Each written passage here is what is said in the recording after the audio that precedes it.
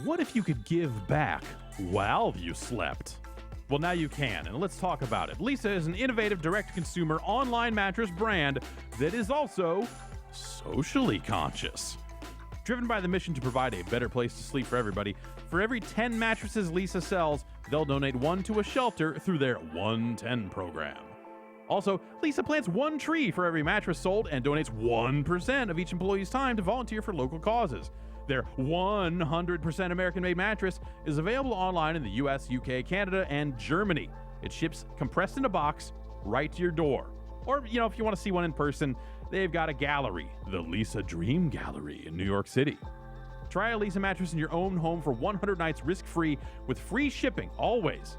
Get $100 off when you go to leesa.com/bombcast. That's leesa.com/bombcast.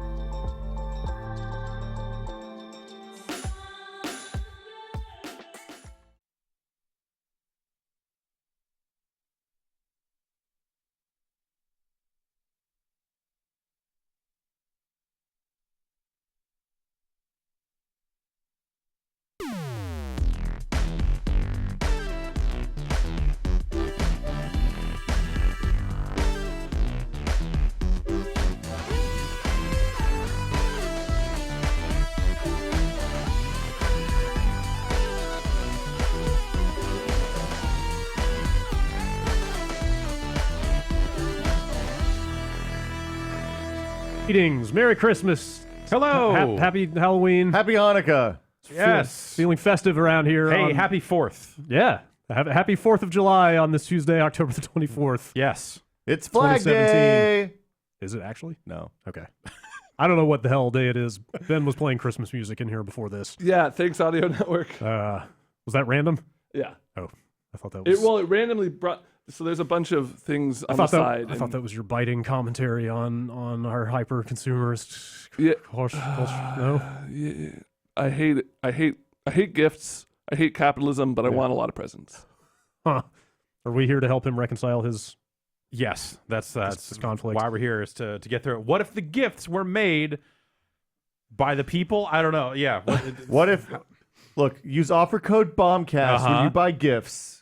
And you'll get some stuff. Smile.amazon.com/bombcast. No, I don't know how any of that stuff works. Guys. Yes? I got, hold on. It's not there yet. Get your phone out. This is... Yeah. While he's busy with his phone, this is the Giant Bombcast. Will Smith is here. Hello. Hi, I have a donkey mouth now. I don't think that's... Is it working? Yeah. I mean... Yeah. It's not working. That. Also, I'm blocking the microphone. It's not working. B, this is an audio show primarily, so it's bad bit. Extra inherently not working. Double, triple. I wanted to give the people, watching at home something special. I also have a donkey mouth. For the record. Look at me. Ooh. Will Smith, this is why we... This is the kind of top quality content I provide. Yes, bring you in. It's Giant Bombcast. Hello, hi. Hello. Hey. Hi. Jason A. Striker's out. That's right. Ben Pack Hello. has seized... Ben Pack has seized the means of podcasting. Yeah.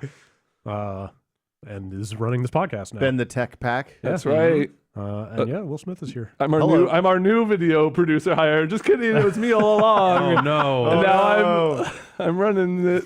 How does he get this level? Anyways. You thought you were hiring a new producer, but it was me, Ben. Are you Dutching us? Is that what's happening? Are we Dutch? What? Are we Dutch? Are we splitting the bill? No, the Dutch is like a Dutch is angle. It's when it's tilted like a Batman villain slayer. Yeah. I don't know about this new producer.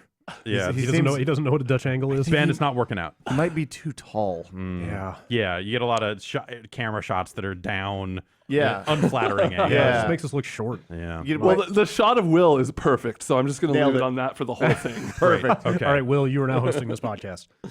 Can I tell it? I have a music anecdote. What do you got? My favorite camera angle bit that ever happened doing video for the last 7 years I've tested was when John Landis, film director John Landis, who made films such as Animal House and Stripes and An American Werewolf in Paris, yelled at Norm for shooting up at him.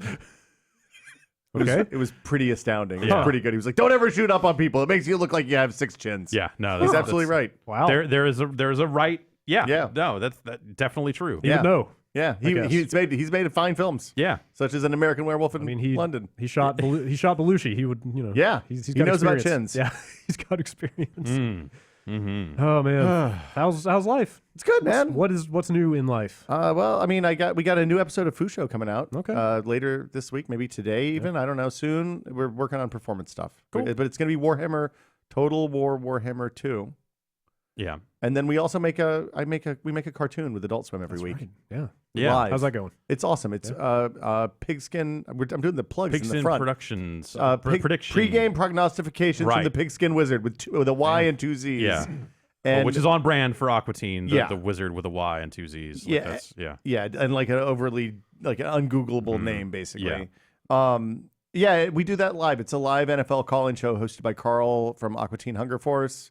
He has thoughts about things that are the NFL is strangely political this year. I don't know if you guys heard about that. Oh yeah. Yeah. But I imagine he has some words. Carl has some feelings about that. He eats wings, and the show is co-hosted by his confidant Sapphire Palomino. We don't know how they met, but it seems like she maybe is a dancer of some kind. All right. And then we have a talking fleshlight who is also there.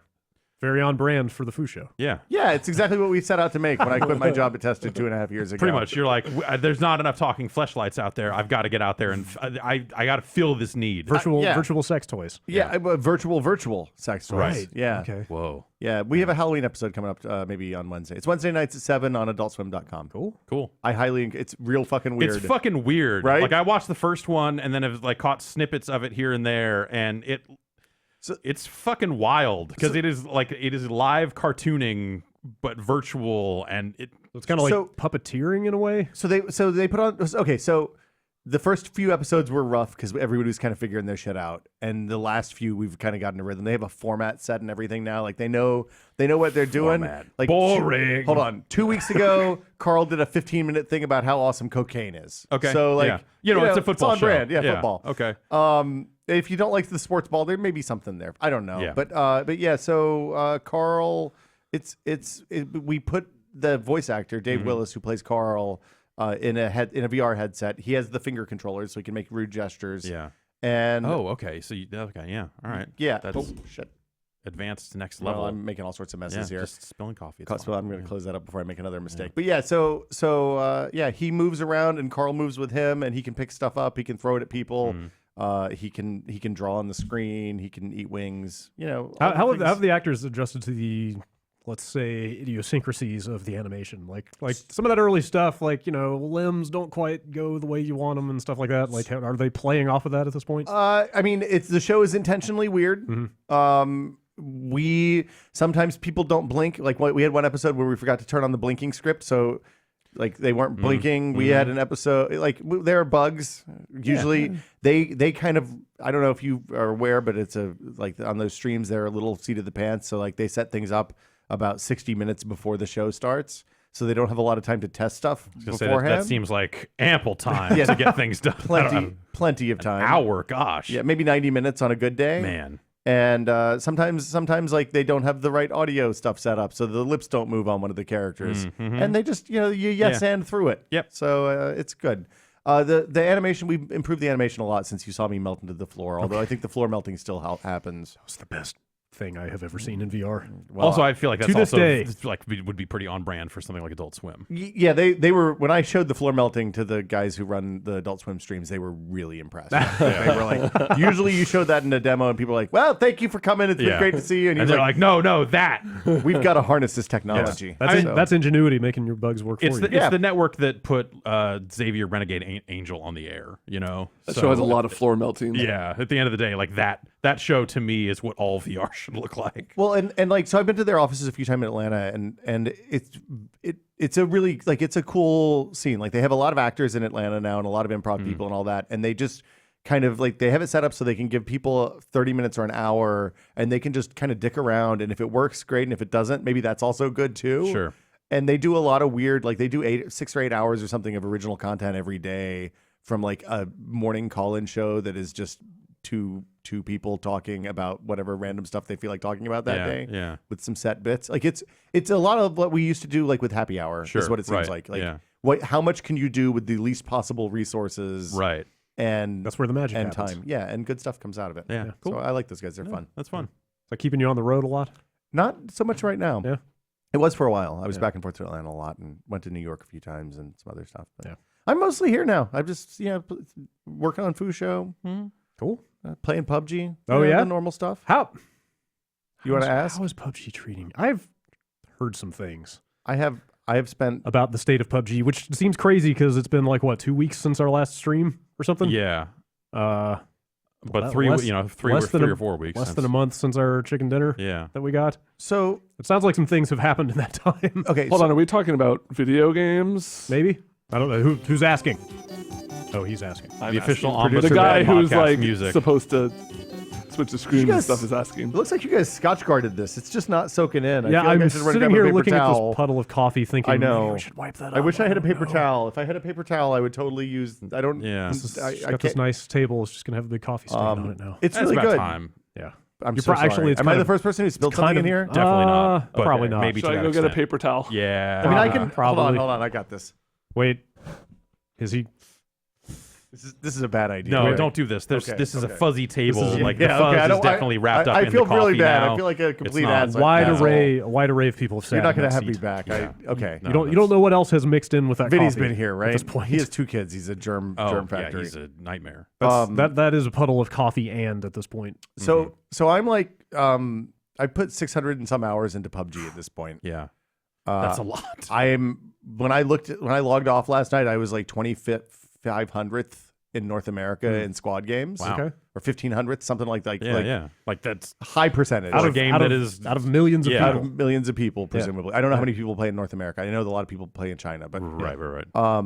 it's I love the game. It's a fantastic game. There've been hacking problems. I mean, I know that they're saying a lot of people are getting banned on a day-to-day, like thousands of people are getting banned every day. There are a lot, like we encounter 2 or 3 cheaters a night. Yeah. And Some people I know who play avidly say that it's practically every match now for them. It's definitely, we haven't seen every match. I mean, I feel like we're near the top of the MMR stack, like the difficulty ranking. Yeah. Like when you get match made. When we were not getting when they turned the matchmaking, thanks Ben, I'm so sorry. When they turned the matchmaking off a couple of weeks ago, and we're trying to fix this stuff because it seems like that's what they were trying to figure Was out. that ways. why they disabled that stuff? Oh, okay. So there's a lot going on. What's happening, it seems like, is people in China are buying stolen accounts or stolen credit card accounts, speed hacking and aimbotting. Yep. And All the classics. yeah, all the classic All the Counter-Strike shooter hacks. classic hacks. Yeah. And then they're using that to generate a shitload of money really fast because you get a fair amount of money for each kill you make. So if you get like 20 or 30 kills, Oh, a is that the game, motivation? Then they use that in-game currency to buy stuff that they can sell on the Steam This store. all fucking comes back to loot boxes. It's all hats. It's all about buying purple jackets and miniskirts. all comes back to hats. Yeah. That's my life. Purple jackets and miniskirts. So yeah, they took the leaderboards down for a while because what's happening is the people are putting like a Weibo code in their username. So it'll be like GU something or other, and that tells people in China which of the social networks to hop on to message somebody to buy that hack. Oh. So like the leaderboards were then becoming advertisements for the hackers because like the top 5 people in the leaderboard, top 20 people in the leaderboard would be like, 500 games played, 3,000 kills, right? Like they'd be killing 40 people per game. Yeah. Wow. Yeah. Man. That sounds amazing. It's well, and so if you search for the username on YouTube, then it takes you to a YouTube page which shows the video, and there's like 18-hour streams of a guy playing with the aimbot where he can see through walls, he can see where all the players are in the map. Yeah. The aimbot fires when you get inside the right cone, all that stuff. Yeah, I saw It's a couple shitty. of videos of like just people just automatically firing at insane distances and getting these kills, and like it was neat to watch one of them, but yeah. The worst one we had, and this happened when I was streaming one night, was a guy that ran up beside us with a SCAR, and the SCAR fired the entire magazine in like 3 seconds. And he blew up our car in maybe 5 seconds. It was Yeah. running alongside the car with us. Wow. Oh, yeah. Yeah, because he was able to run at the speed Right. of the car. Yeah. So, I mean, Maybe they yeah. should like spin off a separate playlist where hacks are okay. It should be PUBG Rainbow Edition. Yeah. You can fucking throw fireballs in the air. Well, it's unfortunate because it's like 100 people in a game, and if one guy goes through and just cleans house, I mean, we have killed a couple of speed hackers before, which is really satisfying. But still not. It's still Is that just straight up movement game. speed that you're talking about? Like, is it very obvious they're just fucking zooming around everywhere? So as I understand it, it's because PUBG, because it's a big scale game, everything happens client side. So prediction for movement and shooting and like the registration on a hit is like your client, the other guy's client talking to each other and deciding who fired first, which is why sometimes you'll both shoot at exactly the same time and one person will end up with the barest sliver of health left and the other person will be dead. Right. That's when the client sides collided and it like threw an RNG to see who won. Has to decide. Yeah. Huh. So if you hack into the memory, if you use like Cheat Engine or something like that to hack in, change your movement speeds and stuff like that, the game has no way of the server has no way of mediating that. That seems like something that they would have like, and I'm sure they have spent a lot of time thinking about it, but like that's the sort of stuff that is core to that whole experience. But maybe, they built this game not knowing it was going to suddenly go on to become like one of the biggest games in the world. Yeah. So it might not have been a first priority at this point, but that's surely something that they need to like. And I mean, they're clearly working on it. Yeah. I wonder how much of the game they will have to re-engineer to like actually make it work, to fight the cheats without completely changing the feel of the game, because now suddenly it's like hitting central servers more frequently. And it's my understanding that now they're kind of like taking the game offline like once a day now because it's just so popular that the servers can't keep up. That was happening for a while. It seems like that's stopped now. That's maybe not. It may be happening like the wee hours issues, like time. Separate type stuff. Yeah. They've opened a bunch of new server regions. Like there's a Japan and Korea server region now, and it used to just be Asia and Oceania. Yeah. So like they're increasing capacity. The other weird thing that happens is because client side prediction means that the client has an advantage. If you have like the laggy client has an advantage. Yeah. You're seeing like Chinese players come onto North American servers because that extra 300 milliseconds of lag actually means that when I shoot at them, they're 300 seconds behind. Yeah, they win every time. Yeah. Yeah. So yeah, it's. I mean, look, I don't think they expected this game to be this big. No. And it seems like the kind of stuff like if it was a smaller game, then they could increase the tick rate and move some of the stuff server side. But given the size of the game and the number of people playing, servers they would have to have running at a given time becomes prohibitively expensive. And the fact that they're like working on new maps and vaulting upgrades and stuff like that. I wouldn't be surprised. I'm sure those are different teams. Yeah, a different team is also probably somewhat lower on the priority list at this moment. Yeah, but it's resource allocation. Like know. That can be a nightmare. Yeah, but like the guy who does the multiplayer server code and the guy who does the gameplay vaulting mechanics are going to be going to be two different teams. People. Yeah. Sure. Yeah. I'm curious. They are still reiterating a release date, whatever that means in this day and age. But they want to exit early access this calendar year. I mean, that's the thing. Like, we care about that for Game of the Year crap. Right. I guarantee you they care about Game of the Year crap. Well, of course they do. I mean, but the point is it's all arbitrary, right? Like they could decide next week, like, all right, it's 1.0 now. Right. And like, but if they make that decision while this sort of stuff is going on, I think that is a very bad look. Oh yeah, it would look bad. But there's nothing stopping them from saying like, okay, the game is in official release now. We're going to keep working on it. I mean, presumably though, they're not going to miss Microsoft like releasing with the Xbox. In a few who weeks, knows right? when that they have only said that it will enter like the game preview program this calendar year. Oh, on Xbox. There's no. It will not be a 1.0 release on Xbox this year.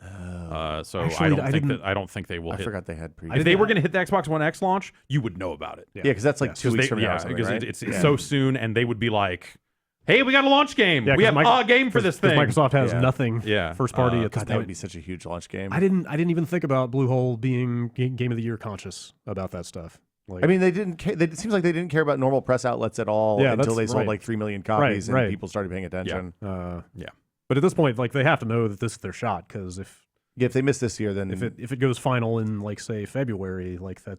People are going to be over it by this time next year. Well, and like from a story perspective for them, this little studio that came out of nowhere with a completely new genre, or essentially completely new genre of multiplayer game for the mainstream audience, and then comes out and takes out like fucking Mario and Zelda potentially as a Game of the Year thing. That's huge for them. For them to take it in a year when people are proclaiming this like one of the best games or one of the best years of releases in 20 years. All the 7s. Yeah.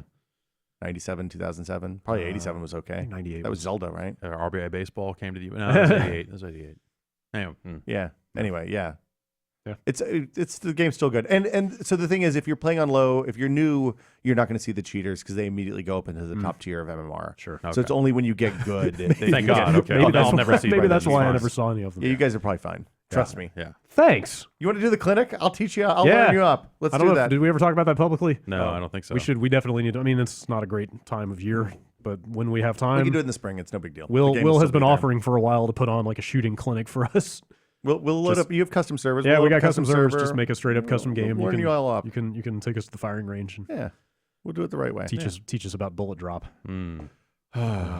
Yeah. Teach you For how me, to lead. for me, it's the sound effects. For me, it's where's that bullet coming from, Yeah. determining like where I'm being shot from. Gauging the direction of the whizzing sound coming at you is a Sometimes huge it's thing. that stuff. Yeah. Yeah, that's unfortunately a lot of that's just like getting a lot of time in. Yeah. But yeah, Playing anything else in between the Steamworld Dig, which is really like there's a lot more game there than like I like the first one a lot. Yes, so did I. But it seems like it's a lot more of a video, like instead of just a thing that you can kill time with by digging. Yeah. Like those puzzle dungeons that they put in there are really good. Yeah, and they're like fun. the stories, like it goes places. Yeah, it's weird. we were streaming last week, and I got to one that was like a minecart like puzzle I haven't that was done that like, one. oh man, and that one was a little. Well, it was a little much in the moment of like, this is a little more like brain teasery than I want right now. So I figured I would just come back to that one later. But yeah. Well, I mean, and the thing that I found is like a good Metroid type game. Like you hit one that you think seems impossible. There's like one early on that's like, hey, get the perfect on this by never touching the floor or whatever. And I'm like, well, fuck this. This is never going to happen. And then later on, you get some stuff, and all of a sudden, that's a little more doable. Yeah, you're like, oh wait, I'm supposed to go back and do this.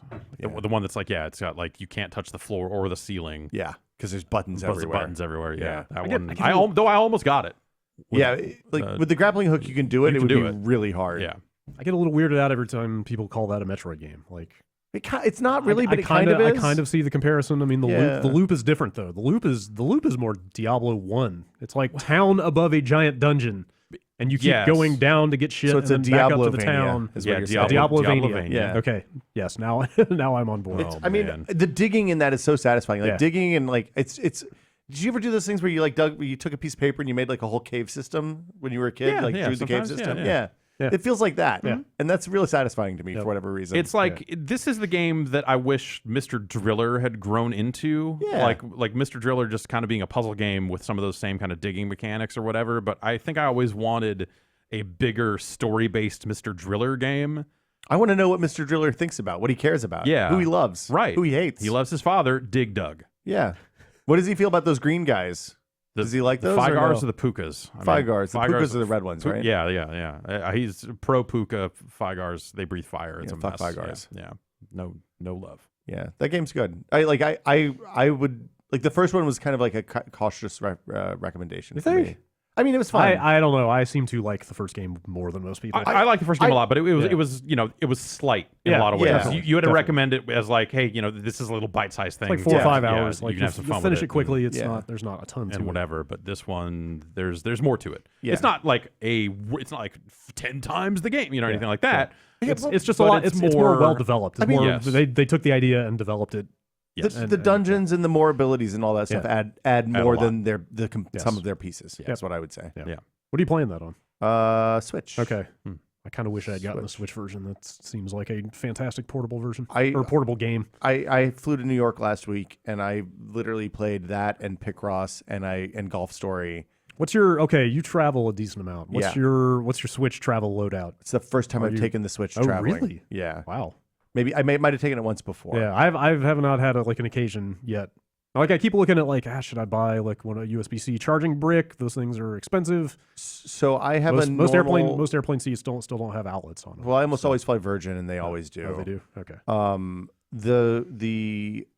I have a big ass battery backup that charges. Playing 2D games, I never run out of battery on it. Okay. Like it ran a 5-hour flight to JFK with Steamworld Dig and Picross the whole way. But the way back when I fired up Golf Story, it kind of ate battery a little bit. I had to plug it in. Yeah, I think the one time I traveled with it, it was like right after it came out. Like I think it was PAX East. Happened like right after it came out, right? Yeah. And I played a bunch of Zelda. Did you tape it up on the back of your seat? No. Like that's like the kickstand, all that other stuff. Like the idea of like doing that on a plane, like maybe it's just my height or whatever. But setting that on the kickstand on the I would never be able to see it. Like I want it to be. It would need to be laying down a lot more.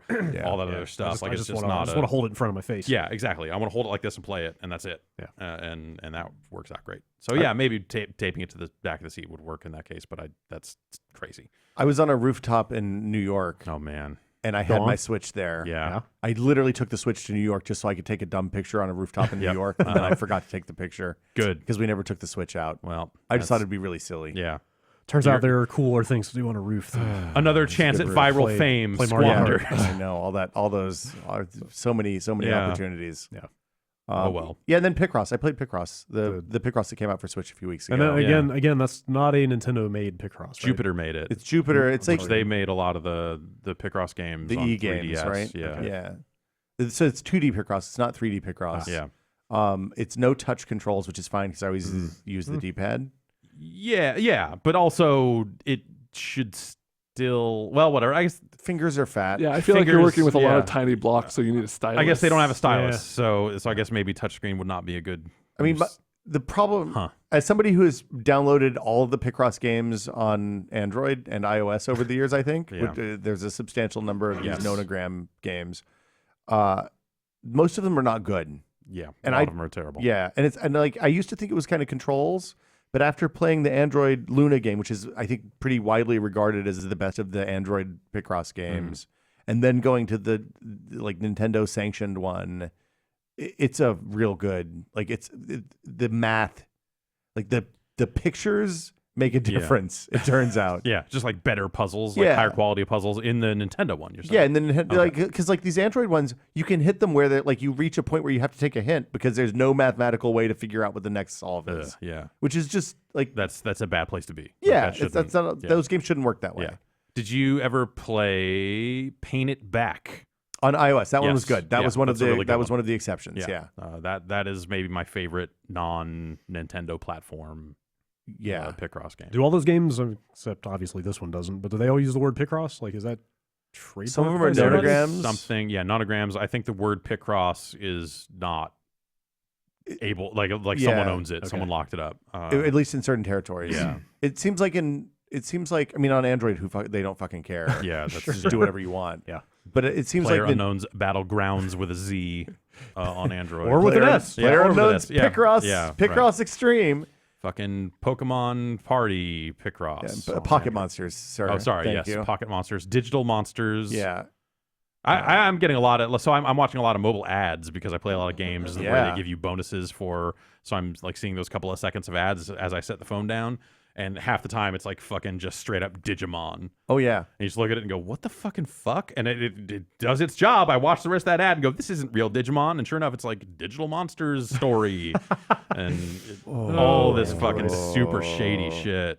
It's crazy that stuff is still able to happen. Is it just the case that Google is so fuck off big that nobody can stop them? I think that they don't care. Yeah. And unless you That's can, what I mean. they go with the safe harbor rule. So, right, if somebody complains, they take it down. Yeah. Okay. But if like there's so much shit on there, and it's so hard to find anything. You saw a lot of like days after Cuphead was released. Yeah. You saw like screenshots of Google's App Store, of the Google Play Store, just like full of like just straight up assets from Cuphead, not like things called Cuphead, but it was like It's called like Cuppy Shooting Adventure, or Cupheads with a Z, but it's literally a fucking picture from Cuphead. People just like rip the assets out of the game and turn it into something else, and or they're redrawing parts of it or whatever they're doing. But you know, it's going to be different for every game that gets stolen and cloned and all that other stuff. But yeah, it's really crazy, and it ends up being like a nightmare marketplace where what is probably I assume this has happened. I don't know if it's there, but I assume that somebody is like doing IP protection on the Google Play Store for your big AAA game,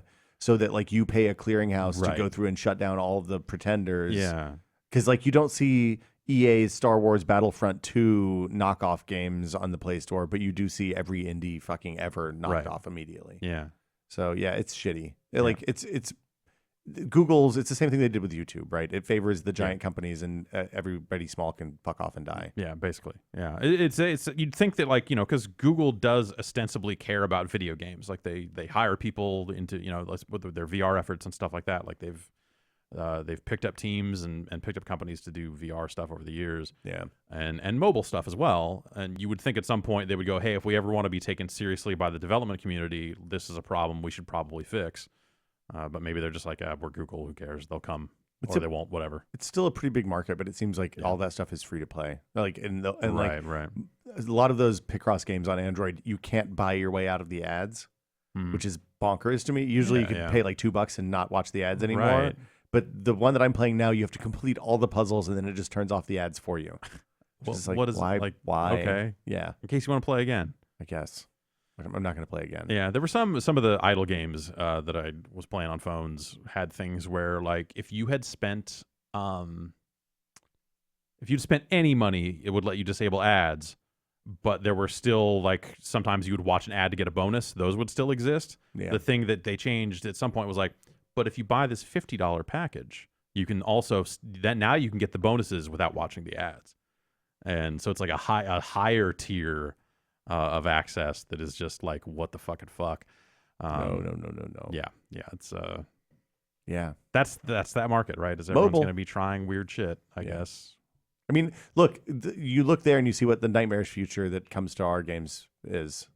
Yeah. 'Cause they test shit out there, and then then whatever ends up whatever works. pissing off the least amount of people graduates up to making the most amount of money. Regardless of who it Graduates graduates. That's one of the same. Probably. At some point. Probably. The future. Yeah. Yay. It's terrible. Speaking of Cuphead, if you guys played Cuphead? Yeah, that game's Hell good. yeah. I started Cuphead over the weekend. Yeah. Visually, like, my girlfriend was sitting there watching while I started it, and in very Looney Tunes fashion, I think, like, our eyes both turned into, like, big bulging hearts, basically. It's just like, holy fuck. Yeah. Is that thing effective? And then I started playing it. Gina walked up and she was like, hey, can you put Cuphead on our Xbox? Totally. And I was like, totally. It was that kind of situation. And then I actually started playing it, and I was like, okay. It's too hard? Thing is incredibly not messing around. No. Yeah. Right And, out the like, gate. Like in World 1, you get the idea. Dude, the first boss fight. Which one is the first one? The one Well, I guess there's the vegetables or Goopy Legrand? Yeah, there's 2 or 3 you can go to at the beginning, but I think the vegetables is what I did the first. vegetables first. I thought that one was easier than the guy that turned into the tombstone. Yeah. I mean, it was not like ultimately like you beat it after a handful of tries, but like I just I died and I was like, holy shit, I died on the first fucking boss like 3 or 4 times. Oh yeah. And like I finished Super Meat Boy and Volgar the Viking. Like I'm not a stranger to difficult platformers, but man, that thing it does not play. It seems like it's a lot easier with 2 people. Oh yeah, right. Because you can pick people up. Because Mugman is a powerful friend. He is a straight baller. I can't wait for Mugman's revenge. Mm-hmm. Cuphead 2. The Wrath of Mugman. Yeah. Mugman Strikes Back. I didn't play any of it co-op. How was that as an experience? Did you play much of it? I haven't done it yet. We tried it in the quick look for like a minute, basically. It was your first time playing the game. It was my first time ever playing. It was one of the hardest to run and gun levels. Like it was just like, let's maybe not do that. I'm going to stop now. Yeah. From the people I've talked to that played that with a loved one or a friend, it seems like it makes a lot of it makes the game much more forgiving. Yeah, if you start with one person get knocked and does it not scale with difficulty? Do we know if if the bosses get harder or anything? Okay, I don't either. I just had a hard time dialing the parries in for some reason. I don't know why. Yeah. Did you? Timing out's a little weird. Yeah, the timing, like I kept thinking I was hitting the timing and not hitting it and going like, what am I doing wrong? Like where your hitbox is when you're actively hitting the parry button is a lot smaller than you. It's not like your whole body. Yeah. It's kind of like a little ring around your core. Yeah. That kind of sounds exactly like the So once you kind of feel that out, and the best place to practice that is totally like the run and gun levels. You just like find some parry moment and just like do it a couple times. You'll get a sense for it. Yeah. That's when I like the first one where you have like a place where there's 3 of the parry things and you can jump over a guy. Yeah. I did that until I got the timing right, and then it wasn't as much of a problem anymore. Also, what's the rating for super meter at the end of a level? Like I keep coming out with like 0 out of 6, even though I have like how many times you hit them with a super move. So if you hit them with a fully charged super move, that would be 5, and then you hit them with a special one. I thought it was how many you finished the level with. Okay, got it. No. Is there any benefit to getting like A+ on everything? Just achievements. Yeah. Okay. There's no secret ending where you find out what happened to Master Chief and Cortana at the end. Well, I haven't beaten it on expert yet, so I don't know. In the A+ ending, Cuphead takes off the cup, and then you get to see. Whoa! What's underneath? Just a smaller cup. Yeah. Mugman drinks from his own skull as an idle animation. Fucked up. So that really concerns me as to like, A, what's in there. I guess it's not vital to his survival. Like, it's not his brain. It is. I mean, it probably just loops back around like one of those fountains. Yeah. The chocolate fountain? Waterfall thing. Yeah. It's a chocolate fountain. Oh, yeah. Mugman is a walking chocolate fountain. Like the back of his throat just deposits right back into his head. Yeah. Yeah. Okay. This is. I want to see like the anatomy of the Mugman and the Cuphead. I'm not sure that you do. You don't. I want to know how this works. I want to see what it looks like. Did you guys? I don't know why. I just fucking memes from Twitter. Did you see that illustration of the hamburger helper glove? Yes. No. X-ray going around last week. Oh, One of the most horrifying things I think I have ever seen. what's like those? It's like I didn't know an illustration could make me want to vomit until I saw that thing. Is it like the Funko Pops where like half his body's something half like his that. skeleton and Yes. bones and meat and stuff? Yes. He's Very just got disturbing. bony spikes coming out of his back for each finger. I will say the first pretty all right looking Funko Pop I've ever seen is the Cuphead one.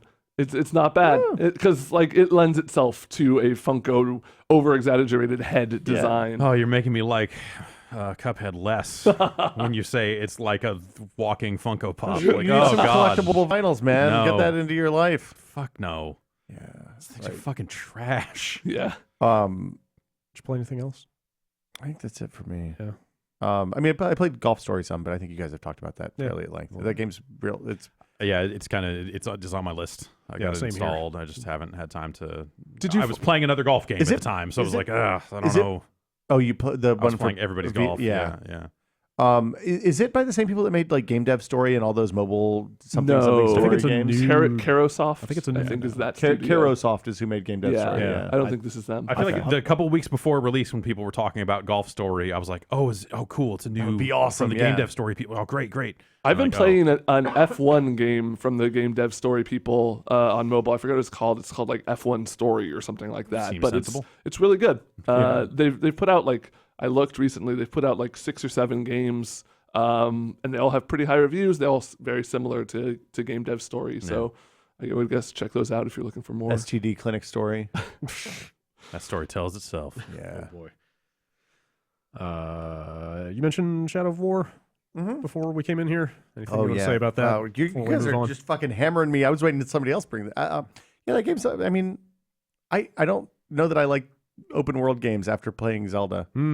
Yeah. Like it's hard. I think I Like the complete opposite ends of the spectrum. Like Zelda is very dynamic and like organic, and you discover things naturally. yeah. Shadow of War is like the epitome of like checklists of things to do and like skipping the open world and warping straight to the thing. machine. Like that game is a machine. Yes. Yeah, like and the machine for pellets come orcs. out and said the that last. pellets are orcs and Yeah. like I kept bouncing off of it and I played it like an hour or so at a time and I like put it down and I kind of don't feel like coming back to it and I couldn't figure out why and I kind of sat down and thought about it some and I think it's just too I don't know. I like it's just not for me maybe. It's like it seems really well made. It seems fun. The orcs I love that they did more with the orcs this time than just have them come up and try to kill you. They like every time you get a novelty orc, that's always really nice and then like charming and surprising. And it seems and like good. they've got more cases like that this time out and stuff. Yeah, but it's a little fucked up how like I feel bad for the orcs. I think is part of the problem.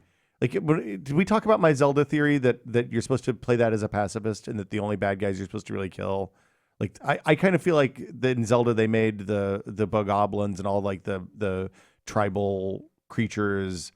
Like I don't think you don't have to engage with them ever. Really. Right. They kind of hang out and do their own thing. It's only when you run up on them that they're like, ah. Yeah, time to kill these guys. Yeah. And like you always come out of those encounters worse off than you went in because like you never get supplies replenished or weapons that you damage back from those guys because they're always lower tier than what you have. And they usually like they're not going to drop weapons that are like any good. Yeah. Yeah. And I feel like this is the exact opposite of that, where like the orcs are kind of the oppressed minority in this world, and you're coming through and just wrecking house all the time and fucking their shit up, and you're the actual bad guy in this game. I mean, I don't. You have a fucking evil ghost in your head that is very focused on like not people and his end goal at any cost. Yeah. So I mean, yeah. Like it's I don't know. It's just yeah. Yeah. Also, I'm like if I'm sitting down in front of the computer to play something, I'm probably gonna play PUBG.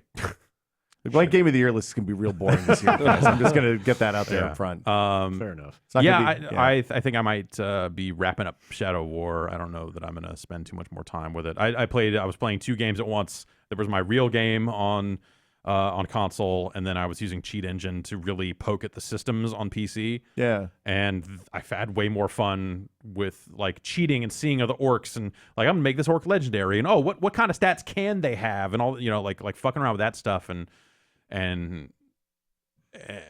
just, you know, like, hey, what if I had infinite wrath and I could just wipe out this entire camp at the kind of the press of a button, or the multiple presses of a button.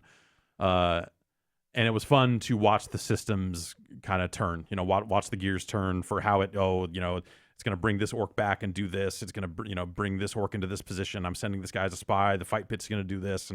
And seeing all that stuff, seeing the machine work was a lot of fun for a while. But even that, I'm just like, okay, I feel like I've seen a lot of it. And I don't. That is the best part of that game. But then they don't know. I feel like I mainlined the best part of that game, Yeah. and like, you know, like the combat I think is really boring. It's too easy. Yeah, it's, like the first time I played, I ended up with like 120 combo. It's just very time consuming. You know, it's not difficult, and it just takes fucking forever because you get so overwhelmed that you're just like, well, I mean, I can counter forever. Yeah. Or take a hit here and there because whatever. It's easy to drain and get health back most of the time. Yeah. Like it's just a matter of like I don't want to kite enemies around and try and pick them off. That's at some point having an encounter that might go like 25 minutes because like I really want to get this kill in and I don't want to back off and do it later. Like that's just not fun. Like, I think the game just has that's it. The game That's just exactly has right. some problems with restraint. Like they are so satisfied with how big they are able to make those battles that they didn't stop and think like maybe this is actually too big to be fun at certain points. Well, especially since they don't give you an AE execute skill, you have to get way deep in the fucking skill tree to get that thing. Mm-hmm. So like your 4 or 5 upgrades minimum back. You have to be like level 10 or something before you get the A+X thing. Right. And if you knock down 20 guys and you have to execute them each manually by pressing right trigger and X, it's just ugh. It's a lot. It's too much murder. Yeah. Well, and I murder a lot of people every day. There's a lot in that game, and some of it is really fascinating. I had a really good time with that thing at times. But ultimately it kind of there are times where you see it and it's like glimpses of what I felt playing the first game. Yeah.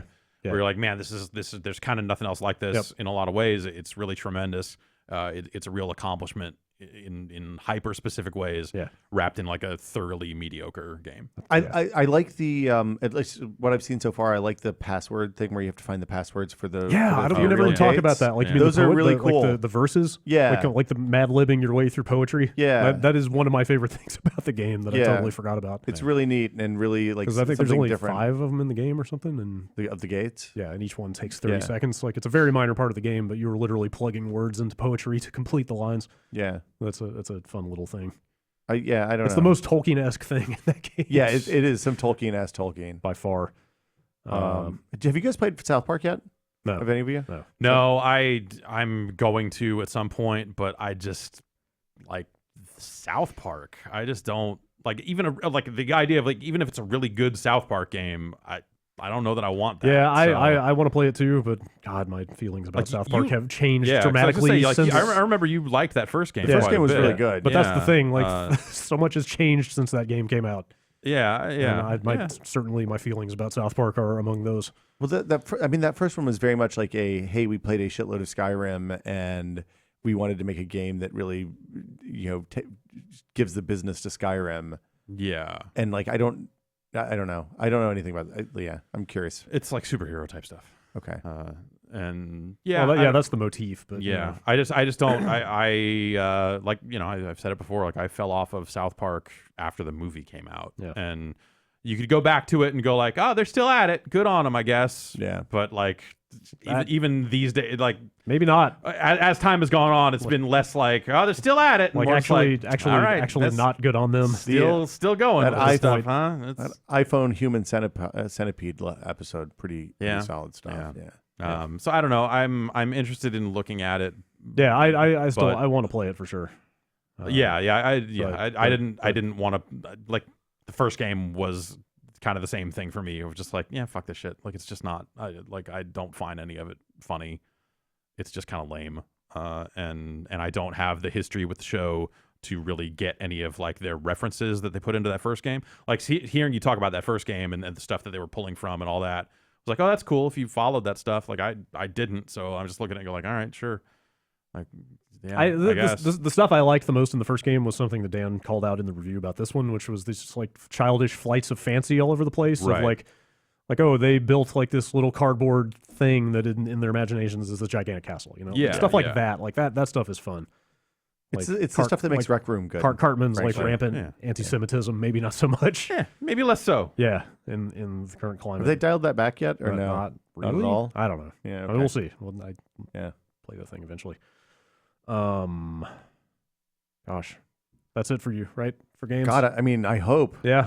Okay. What else you got? No. I'm gonna ring another game out of you. Yeah.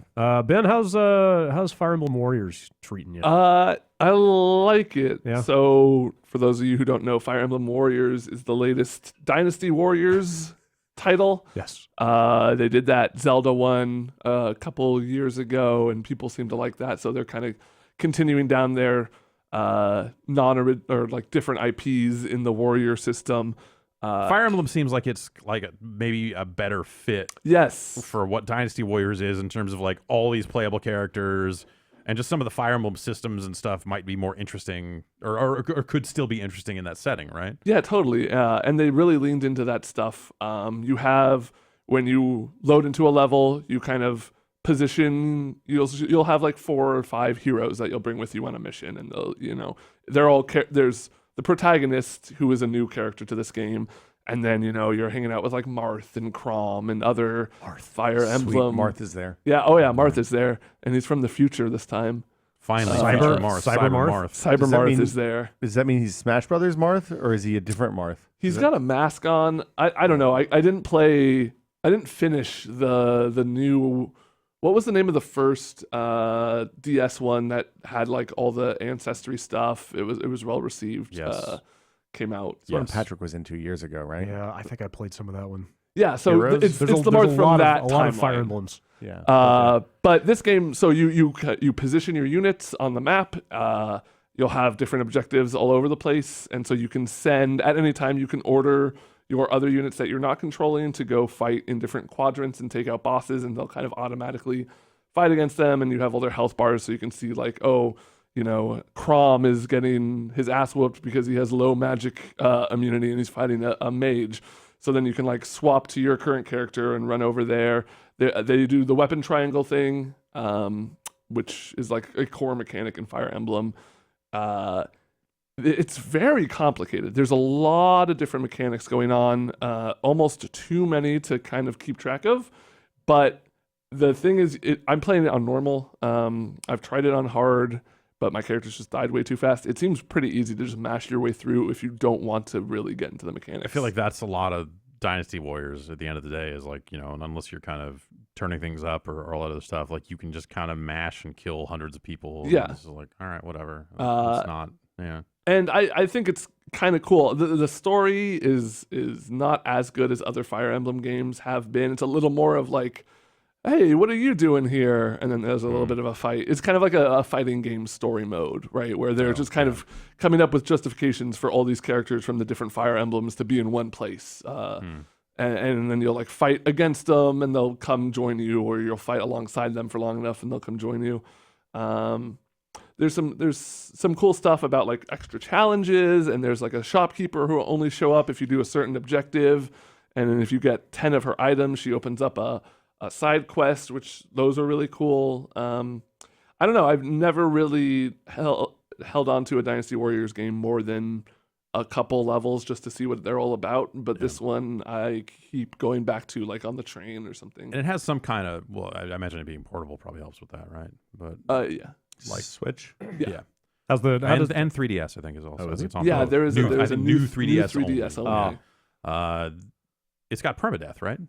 Yeah, so there's a casual mode where you can play where people will just die and be out for the rest of the level, but you can play, I think it's called like original or classic mode, which does the Fire Emblem thing of if they die on the battlefield, they're just gone. That's cool that they're working like the tropes of the series in there. Yeah. With the permadeath and the triangle. And It all does. That stuff. It feels like a third-person action Fire Emblem game. Yeah. Like it and not just a Warriors game with Fire Emblem characters. Yeah. That's cool. and then you hit the A button, and then 150 dudes. I was just gonna fly say up into the air. at the end of the day, like how is the Warriorsness of it treating you? It's fine. Yeah. It's very much a just enjoy. Like if you want to murder a bunch of soldiers at the push of 4 or 5 buttons, this is the game for you. Yeah, it doesn't have it. It's kind of refreshing because in 2017 there's so many really deep, rewarding, challenging games with like incredible systems and stuff like that. It's kind of nice to have this game to just kind of mash my way through and like listen to a podcast with. I don't know. I mean, like Destiny. Yeah. What's that? It's like Destiny minus the part where you have to yell about dog bottoms. I don't know what you're talking about. It's a very core mechanic throughout all of Destiny. I only watched the first 8 or 9 episodes of your raid stream. Yeah, you didn't get go to dogbottom.com. The mid-season twist. Yeah. Ben, you play anything else you want to talk about? I picked up and started playing Wolfenstein: The New Order, nice. the last Wolfenstein game. And I mean, I feel like it's been said to death at this point, so I'll keep it short. But that game's really fucking good. Yeah. How'd you feel about the opening? I feel like the slow start first stuck out to me at launch, and when I tried to go back to it after they announced the sequel, the first level, I didn't think it was that slow the second go around. It's okay. I stopped. Like I didn't get past the opening. When I sat down to play it again, I was like, oh right, I just don't want to do this. It really picks up when it flashes forward and you escape the hospital and stuff. Right. It does have the slow crawl through the hospital, Metal Gear Solid 5 style. Yeah. Yeah. But I mean, just it's not story-wise, as you're that. just like, like there's But even some, just like the levels before that, I thought were just like, all right. I think about halfway through the first level, it starts to pick up once you're like going and taking out the anti-air guns and stuff. But yeah, I just wanted to get ready for the new one, so I was like, well, I'll play through this one. And I kind of, when the first one came out, it was a period where I wasn't playing a lot of games, so I just knew it was good. I knew like the big talking points. I knew like Jimi Hendrix was in it, and I knew some other stuff like that. But I wasn't ready for how good it felt. Like the controls, I like the cover system a lot. It took me a while to get used to, but the like ducking and kind of weaving left and right reminded me a little bit of like PUBG, kind of just like the tilting your body to aim, but from behind cover thing. I really like how melee works. I think the stealth is okay, but I'm really not at all ever playing it like a stealth shooter. Who'd you save, Ben? Did you save Fergus or the kid? I saved the kid. I don't remember who I saved there. I didn't save anyone first. I thought I was just like, I'm not going to hit any button and see what happens. What happened? They kill all 3. Okay. Yeah. And then it checkpointed me, and he's like, okay, who are you going to kill? And I was just like, for real this okay. time. So I the second playthrough I saved the kid, and I was really pleased with how that turned out because like it was clearly the choice they didn't expect you to make. Yeah. And the dialogue for that kid is real good. Yeah, I like him. Yeah. And my prevailing memory of that game is just how well developed that like alt history setting is. Totally. And, like, how interesting all the characters are and how well that aspect of the game works. Well, and that like walking around in their hideout, Oh, just yeah. talking to people was like the best part of that game to me. Well, that hideout is real rich. There's a lot of stuff to Yes. do in there. There's a lot of stuff to look at. It's all non-essential for the most part, and it's really just a some of neat the area. details you would run into in there. Like I always thought it was cool how they incorporated the Beatles into that stuff because like the Beatles were hanging out in Germany at one point in their early career. So yes, they got co-opted by the Nazi propaganda. Of course, yeah. I really like the progression system. Like, you upgrade by doing certain things. Like get 3 stealth kills with the silenced pistol to upgrade your stealth tree stuff. I thought that was like super intuitive. It's way better than like at the end of a level, you get a skill point and put it into whatever you want. It just rewards you for playing how you like to play, which I thought was really cool. Well, and so I played it as a stealth game the first go round, and I thought it was fine at that. But the second go round, I've just been running, gunning, and an unstoppable badass. Yeah, and it's really dual satisfying. wielding. Yeah, like it's great. Yeah, so it's a lot of fun. I got about halfway through it in one sitting. Nice. Probably gonna knock it out. Hopefully, can knock it out before Friday. God, that's right. Does that come out this Friday too? Yeah, that is part of the Friday the triple whammy. This is Mario, that, and Destiny 2 PC and something Destiny else. 2 PC right? is right now. Yeah, that's right. That's today. That went live like Assassin's Creed. Assassin's right. Creed Origins. Assassin's Creed is also on Friday. Egypt edition. Yeah. Wow. It's a heck of a week. But then for big releases, there's not all that much after. Battlefront, Call of Duty? and, Battlefront, Call of Duty, and Need for Speed. and that's kind of like Xenoblade on Oh, Switch. Yeah. And that's about it, I think, for big stuff. Yeah. It seems like there's still like a lot of stuff coming out this Yeah, year. yeah, But there'll be tons of in other terms games, just like but, the like- traditional like holiday games, Yes. the big Yeah. $60 whatever's. Yes. That might be. Yeah.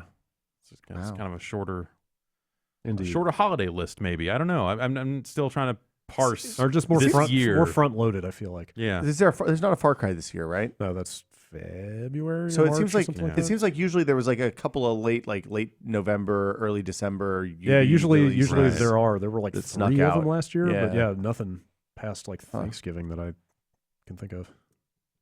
You might be right. And yeah. the indie stuff is kind of backed off on this back part of the year too, right? I mean, I guess Golf Story and Steamworld and stuff like that. There's always indie stuff. There's just Such kinda always as stuff. what's up with High Hell, Jeff? High Hell. is High out. Hell. That's a Devolver game, and it shows. Yeah. I feel like Devolver is like as time goes on, Yeah. Devolver is doing really well at carving out its like house style of wild shit. Yeah, you know a Devolver game when you see it. Yeah, Which is And kinda cool. It's cool that they're able to curate to a certain extent. Yeah. I guess. It's so anyway. This is the game from the developer of Heavy Bullets, which came out a while back, and it kind of shows like and also Dos One, who did music for Heavy Bullets, also Okay. did the music here. And it's these are kind of short, tight levels. You get a score for how fast you can finish them, and basically your interactions. It's a first-person shooter. Your interactions with the world are shoot and kick, like Duke Nukem style, big boot. Okay. And so you kind of just kick doors apart, and they just like blast apart, and there are enemies on the other side. It's all very. It's like everyone has a railgun kind of. It's not a one-hit kill for you. You have a life meter that will recharge as you get kills. But it is very much a game about get into a room and very quickly plink every single enemy in the room because they are like deadly accurate. And you can only take like 2 or 3 hits before you're dead. But though you do regain health with every kill.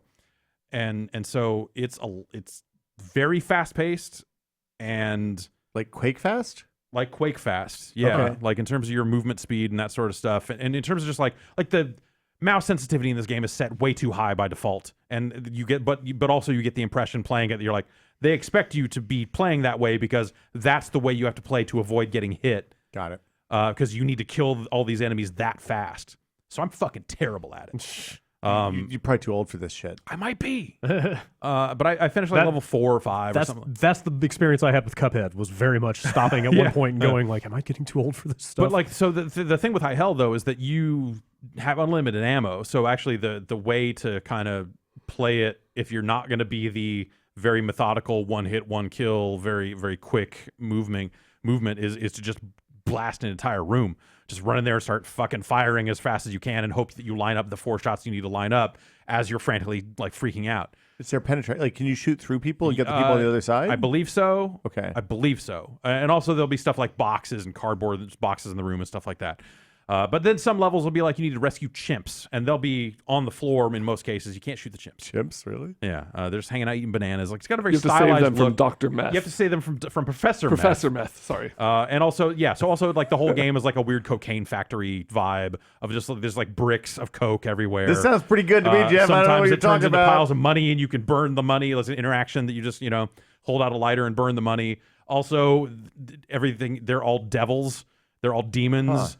And like one of them, like level 3 or something like that, is like go steal this portrait of the boss, and it's just a fucking devil just there, and you got to go up and grab the painting. And once you've completed the levels like objectives, whether it's like get the painting, collect the chimps, or just kill everyone or kill one guy at the end of the level is like the whole game takes place on rooftops and inside buildings, inside top floors of buildings. So outside is always a rooftop. And you finish every level by jumping off the side, Nice. and then a parachute pops, and, wow. and music plays, and you kind of win. So it's like this very fast pace, but also crazy. Like I did it now, just jump off anywhere to finish the level. Just get the fuck out. And it's a neat Huh. It's like It's a neat idea. It's like the cop game, the detective game Tom Francis did years ago. Gunpoint? Gunpoint. Yeah, sort of. But it's first person. It's first person, and I got to play this. And it's sounds more. great. It's way more frantic. Like Gunpoint had there was a method. It was deliberate. Yeah. This is way more like, well, there should be a method if you're playing this well. But when I play it, it's like, nah. So are you like doing is the enemy placement fixed, or Yes. are they? So it's like you can do. It's like Galaga. You learn waves and you go in and you clear the And room. you're and like, then you okay, go I'm on to having the next trouble one. with the fourth room in this, so I just need to get better at getting there with more health and all this other stuff. Yeah. Interesting. Also, really good loading screens. Yeah, loading screens that let you just like kind of dynamic loading, like mini games, kind of in between every level. just like weird interactions that you Yeah. have with because there'll be beer cans in the world just normally, or these bricks of Coke and some of this other stuff, and so the loading screen will be like, here's a vending machine, you can just interact with it and make beer cans fly everywhere while you're waiting for it to load. And Or just like there's stacks of money everywhere. Hit A to throw a lighter, and then you just start throwing you start lighters burning all at this all the money while it loads. Yeah, it's a weird game, and it's difficult. I'm finding it to be somewhat difficult, but it's neat. Are like when you die, is the load time? Yeah, you get back in pretty quickly. You get back in quick. It's just like hit R and go, Okay. and it reloads very fast and dumps you back in. Interesting. Yeah, it's there are some levels where the levels start to get a little bit bigger, and so there were cases where it's like, oh, now I'm spending 30 seconds just trying to find where this third chimp is. That's not fun. But generally speaking, it is pretty action packed and fast paced. Okay. And it's at its best, I think, when it's doing that. It's interesting. Well, there's not a lot to it. It's fairly simple. We played it on a stream last week. That video game stream that we ran that's on the site now. That video game stream. Oh, video games. Wait, you guys streamed video games? Yeah, we streamed some video games last wow. week. Nobody does that And, anymore. yeah, no, throwback. It was a throwback Thursday. It might have been a Wednesday. That's how throwback it was. Throwback Wednesday. Yeah. That's my favorite throwback day. Definitely, it's Like a good day. Taco It's Friday. a good day to wiggle. It's a good day to throw back. Yeah. like all this stuff. Yeah. Anyway, yeah, the High Hell is neat. It's neater than I was anticipating it, because I thought Heavy Bullets had some cool ideas, and this is not that, but you kind of see where some of the same minds came up with this stuff. And the score is probably like Dose One has not done a bad score that I'm aware of it's yet. good. Yeah. He does good. He does good stuff. He does a lot of stuff too. Yeah. Like he's Prolific. part of Yeah. Nidhogg and Yeah, like all kinds of Game Beasts, indie stuff here and God, there. Nidhogg 2 is so good. Yeah, Yeah. that's a good What video a game. Yeah. man. Oh, that game. Real quick before we take a break, I finally started over Nier Yeah. and actually started putting some time into it. What do you think? How many times have you beat it? None yet. I haven't Okay. gotten to the first. I got ending W Yeah. by dying on the first boss. Okay. And getting that insanely fast credit Yeah. scroll, which was Yeah. fun, which I Yes. didn't do the first time when I started that game in April. I guess I beat that thing. Yeah, I did not do that. Beat that thing without dying, but then this time, because I had heard if you died at that first boss, it makes you just start all the way over, and I was like, well, I definitely don't want to do that. yeah, it was kind of it was a funny joke, or it was Yeah. a good trick ending until you then had to play through 10 minutes of stuff again to get back there. I'm glad that I know what the word of mouth is about that game, because I feel like I probably would have bounced off of it before I got to the good stuff. I think it's like combat wise, I think it's just too easy. Yeah, like the combat's fine. Yeah, it is easy and just kind of simplistic. I mean, like messing around with the weapon combinations is okay. That's the thing, is like you can mess around with the weapon combinations, but it feels like the game doesn't matter. care. reward you or care. And you're holding down the shoot button the whole time, Yeah. so he's Yeah. taking damage from that. It's definitely one of those things where you can find layers of depth to the combat if you want to put in the work, but Right, why yeah, would you when yeah. you can just I just put it on easy. yeah. I do think story. the plug-in ship yeah. upgrade system is fucking incredible. Like, It's great. Like not only tying into the setting, but also just like I got a really cool thing I wanted to use, and I was like, well, I'm just gonna have to turn off all my UI to fit this thing right now. Like that was cool. I was like, all right, well now I don't know how much health I have, but at least I've got a 40% higher drop rate or something like that. Yeah. Anyway, I was tooling through it, just kind of like, all right, this is interesting. There are some cool tidbits here and there, and then I got through that first desert mission, Mm-hmm. and I got to this cannot continue. Yeah. yeah. And then I was like, all right, I'm gonna finish this game. Yeah, What once- the fuck is going Like on? that's the story I mean, it's and the setting, and yeah. I love the look of that. Yeah, game. yeah, totally, Just totally. the characters. Well, and- it's and- weird it's a because little- like I think like the space station stuff looks amazing. Like the way that it's a practically black and white desaturated, and like you're running around this ring, so it's constantly sort of like this curved sort of, but like a lot of the Earth stuff looks kind of not great. All the I think a lot of the environments are the really environments are just like whatever, pretty bland. And but I think like flat. the look of the robots you're fighting, but yeah, the look of your character, a lot of the art design is really spot on. Your pod, right? Yeah. Pod. Yeah. Mag. Yeah. The little like almost like the robot enemies look like they should have little turnkeys in the back of them. They're like little old dime store like mechanical robot designs. Yeah, I and think it's cool to see how those designs evolve throughout the game. Right. Like they kind of have 3 or 4 core designs, and then they just get more intricate like and the way some of that stuff ties into just like the nature of that world and stuff like that, I think is cool. Totally. Like the I guess you get an email pointing you to this, but I actually found it before that or before I read the email, so it was just a big surprise. But when you find your body from the intro, and pick up all your stuff off of it, like that was an incredible moment. Yeah. And then that stuff in that desert mission. I can say what it is, but holy shit. Yeah, you see stuff that makes you realize that you're going to finish that game. I have got to see where this game goes from there. Absolutely. Yeah. I just wish that the game part of it was better. Yeah. Like I think Platinum has done much better in the past, and that's a bummer. Yeah. But, yeah. All right, let's take a quick break, and then we'll come back and talk about some news and stuff.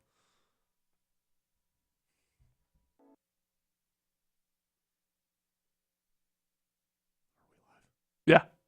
We're back. That's Hello. What the point means. Okay. Yeah. The point means we're live. I'm learning some new hand signals. What does Jason do? I don't think know. he counts. I don't know. Oh, He's- coming I up watch. in I always watch his 3, hand. I see him 2. moving sliders. Yeah. Oh, yeah. Whenever I see the sliders move, that means Well, we're on. the trick was I unmuted us and was hoping you guys didn't say anything, and then I pointed. You got lucky. I just expected him to start talking about God Eater when we're back. Yeah, that's true. That's a kind safe bet. Yeah. Yep. You guys want to talk about some news? Yeah. No. I Yeah. mean, I guess. Yeah. Sure. Yeah. The news. Yeah, that's right. Oh, it's too late. Nope. Oh wait, That's not even I wasn't even saying. You were singing the wrong song. Now who's the producer? It's me. Wow. wrong song. Man, Me. I should just excuse myself from the room now. Oof. This is embarrassing. Amateur hour over here. So our first two stories. It's all good news this week, right, Brad? Oh, sad. I got bad news for you. Is it ever? All news is bad news. Yes, that's a safe rule of thumb. Yeah. In this day and age. Yeah, in the wake of the Harvey Weinstein stuff, the scandal breaking in Hollywood, the large number of women coming out talking about the abuse and harassment and general sexual predation that they have suffered at the hands of that shitbag. The game industry has, not surprisingly, It seems like everywhere. This is really empowered, victims to be able to kind of come forward in some cases where they maybe felt threatened or scared that they couldn't, and some of that sort of stuff. So it's been part of this kind of Me Too hashtag that definitely kind of came up around the Weinstein stuff or after the fact, I guess. So we didn't talk about this Naughty Dog story last week. It seemed like it was still developing. Some information was still coming out. Like Kotaku had just run a report on it, like as we were getting new stuff together. But that it seemed like more details might be forthcoming. But that turned out to be a bad decision because no more details have come out. Yeah. So we should have talked about it last week. But the former Naughty Dog employee Dave Ballard. Basically, I've just got the text in front of me. He posted a series of tweets accusing someone at Naughty Dog, a department lead, of harassing him, and then. Actually, I'll read his statement so you've got the full story. He says, in late 2015, I was sexually harassed at Naughty Dog by a lead. My work environment became extremely toxic afterward. In February 2016, I had a mental breakdown at work, and Sony PlayStation HR became involved. When I told them about the harassment, they ended the call and fired me the next day. Jesus. They cited the company was moving in a different direction, which sounds very much like HR speak. Yeah. For some, and my job was no longer needed. They tried to silence me by offering $20,000 if I signed a letter agreeing to the termination, as well as to not discuss it with anyone. I declined to sign. I have been unemployed for 17 months since. So that was kind of a collected string of tweets. In right, and it sounds like he maybe had form. posted that on Facebook as well. And then like the Sony and Naughty Dog reaction was to effectively come out and say, we don't have any record of this. Which is not And like we don't. That doesn't sound like us. Yeah. Well, that was, part came anonymously Okay. in this Kotaku story. That's the part that seemed. Hold on, the we have no record of this doesn't sound like us, or this is a thing that we would have done. We have no record of this was their like very lawyerly looking statement that they issued on a Sunday. It sounded like a very buttoned after up. this stuff. Like, I've got that statement here. I guess I could just read that. We have recently read on social media that an ex-employee of Naughty Dog claims he was sexually harassed when he worked at Naughty Dog. We have not found any evidence of having received allegations from Mr. Ballard that he was harassed in any way at Naughty Dog or Sony. Harassment and inappropriate conduct have no place at Naughty Dog and Sony. We have taken and always will take reports of sexual harassment and other workplace grievances very seriously. We value every single person who, et cetera, et cetera. Yeah. Like you said, it's extremely buttoned up and kind of doesn't say much of anything. Right, which that was,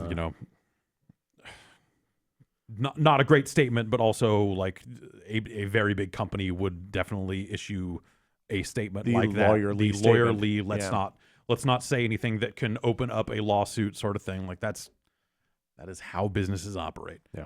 And then I guess there's the third bit of information based on some sources coming forward and speaking to Kotaku, right? Yeah, Kotaku did some anonymous reporting with anonymous sources who work there or used to work there, and like the general vibe out of that seemed to be like we didn't see a culture of covering up bad behavior. Like we wouldn't have worked there if we did. Right. But that doesn't mean it wasn't going on. I mean, it's easy to be in one part of an organization and have another, like a few bad apples fucking up everything. I mean, that story points out that every department at Naughty Dog has 2 leads. So that instantly like doubles the pool of people that he could be talking about. Right. We just don't know.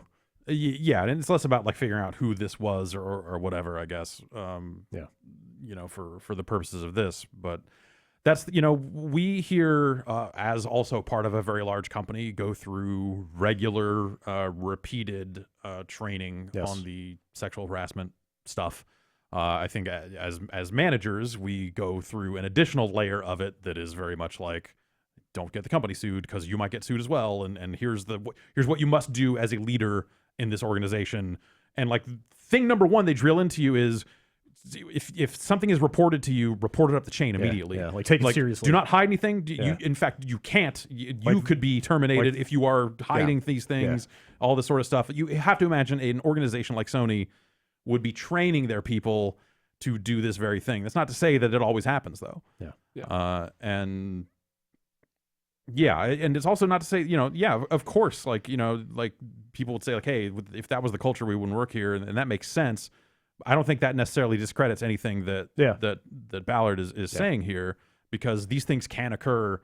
And plenty of people can not know. Like the big lesson of this whole thing is that these things occur all the time, everywhere. Yeah. And most of the people either don't know or implicitly kind of people don't want to deal with stuff that's going to make them uncomfortable. Sure. Like a lot of times. Like I mean I think that's the takeaway from all this, is that if you know about something and you don't want to deal with it because it's going to make you uncomfortable or you're worried about it, then you have to speak up. Not in this particular instance, but I'm just saying in general. Exactly. And in cases, and the legal end of it is in cases where if you are a manager at a company and that sort of stuff, you are duty bound to do that. On top of that. The part of this that I think really rubs me the wrong way is the idea that like this was reported and that part of their statement was we have no record of this. Or they sacked that sacked him before they or they filed the paperwork or whatever. If they tried to and then at that point you're like, okay, did they just deem him to be a problem employee? Because some of the people that came forward to talk about it did kind of mention that like, oh yeah, this guy that's the classic move. He did have the breakdown that he said he did.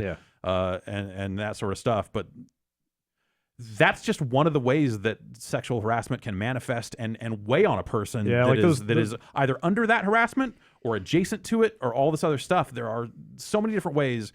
You think like, oh, well, this is going to lead to this and this person will leave or whatever. But like the impact it can have on a whole organization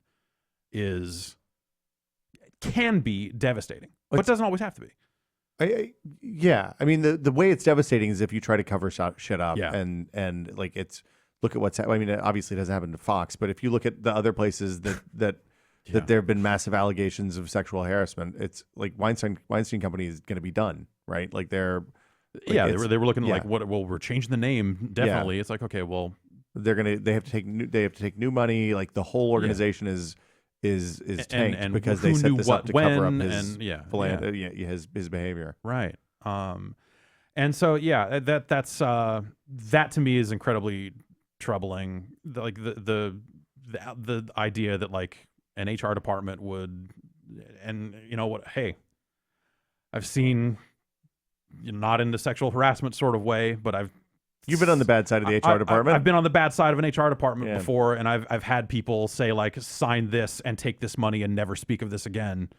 I mean, oftentimes HR's job is just mitigate risk to the company. Absolutely. Well, that is absolutely HR's right. job. So like, HR's not your friend. Exactly. So you have to remember, like except the CBS Interactive, where we're all friends. We're all every friends company. here.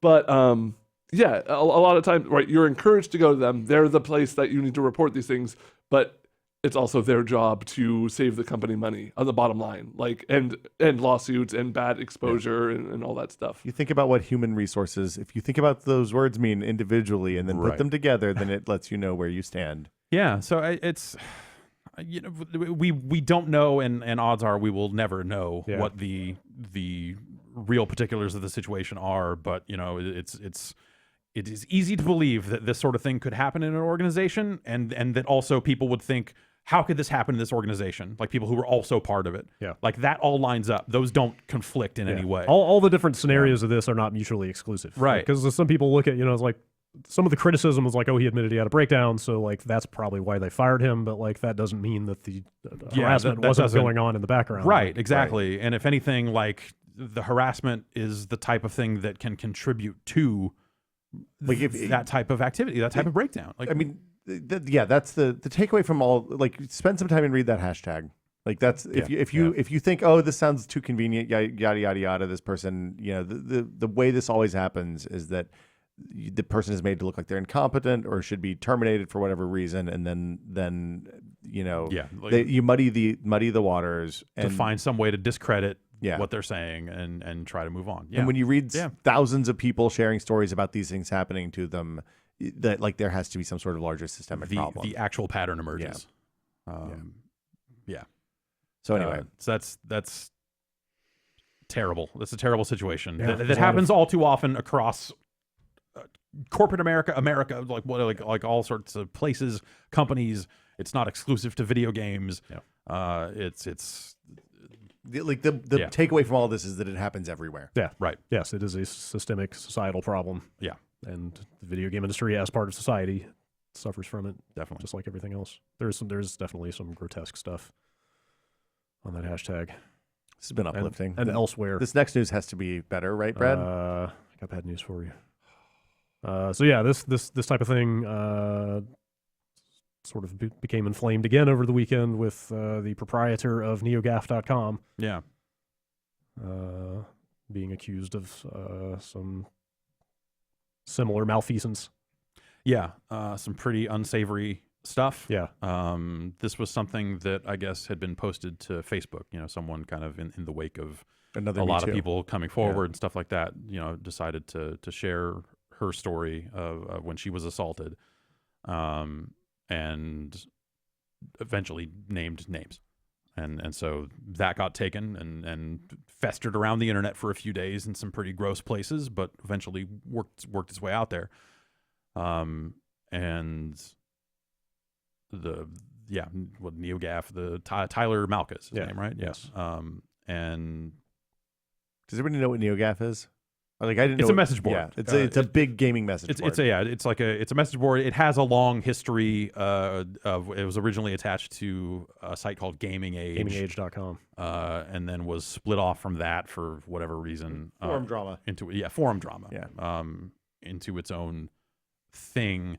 And I guess, just, the full background on it is that for a while there, it was interesting because it was neutral turf. Every website had their own forums and message boards and stuff. But if you were curious to see what does people who are like relatively unaffiliated with any of these individual websites and outlets think about the coverage and that sort of stuff. It was kind of interesting to see that sort of stuff there.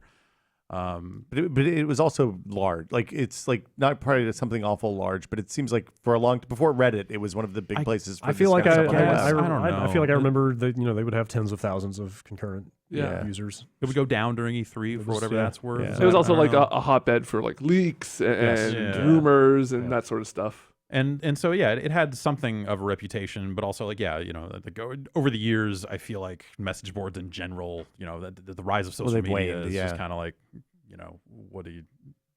what is this thing? But it still had a large dedicated community of people that were communicating there. Anyway, that all got basically thrown in the garbage over the weekend. Because of this guy with, I guess, an acquaintance. Some allegations surfaced with. She seems to describe herself as an acquaintance. He then later referred to her as an ex, which came off as incredibly off-putting. In light of the story. But a lot of some really gross behavior around him, taking advantage of her while she was drunk. Yes. Inserting himself into very sensitive situations where he shouldn't have, and seeming to be unapologetic about the whole thing. And so all the mods quit. I don't know if it's all of them or what the deal was. A lot of moderators. Huge number of mods quit, and then the forum straight up went down for better part of 2 days. Was pulled offline. No statement had been made. You'd kind of see something that said a statement was coming. And then the first words out of this guy were to Patrick Klepek over at Waypoint, who was working the story, and that ran yesterday, I think. And which he proceeded to smear her reputation. Like double down, just like quadruple down on this, and was like, "Oh yeah, forum's going back up tonight." Yeah. Like also nobody can talk about politics anymore there. Now it's not video we're going to focus on video games or social stuff as opposed to this stuff that I've been up to. Yes, let's allegedly let's excise the part of the forum where my behavior might be discussed. And also, this is not the first time that he has found himself in this sort of situation. There was an incident some years ago that I became aware of earlier this year.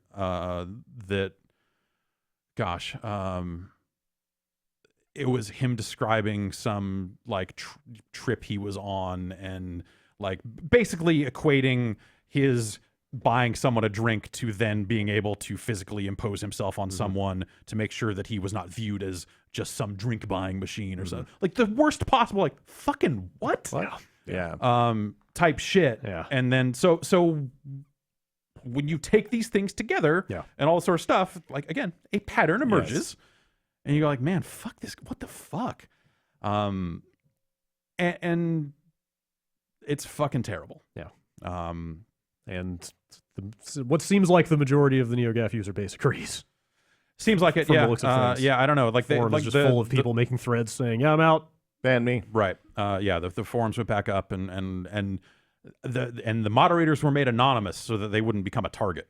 That was also another way for them to try to, which is ironic because the lady who made the original allegations has talked about how she has become a target now. Has not been back to work. Actually, like I feel like an aspect of this that people aren't really discussing is that she gives the impression she didn't necessarily mean for this to go wide the way that it did.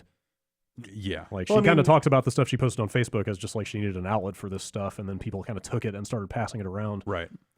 And she deleted the original post. I think, at some point. She made it private. I believe was what she said. Right. But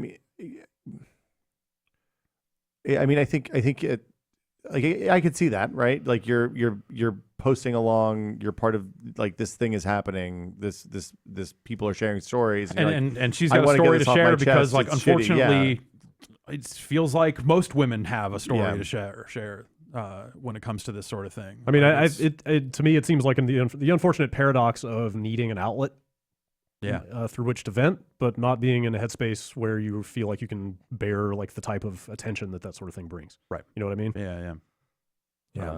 That's a tough. I can only imagine. And it all comes back to us not as people not being able to understand the scale to which we submit ourselves to when we post something in a public way on something like Facebook or Twitter, where there's literally billions of people connected to you.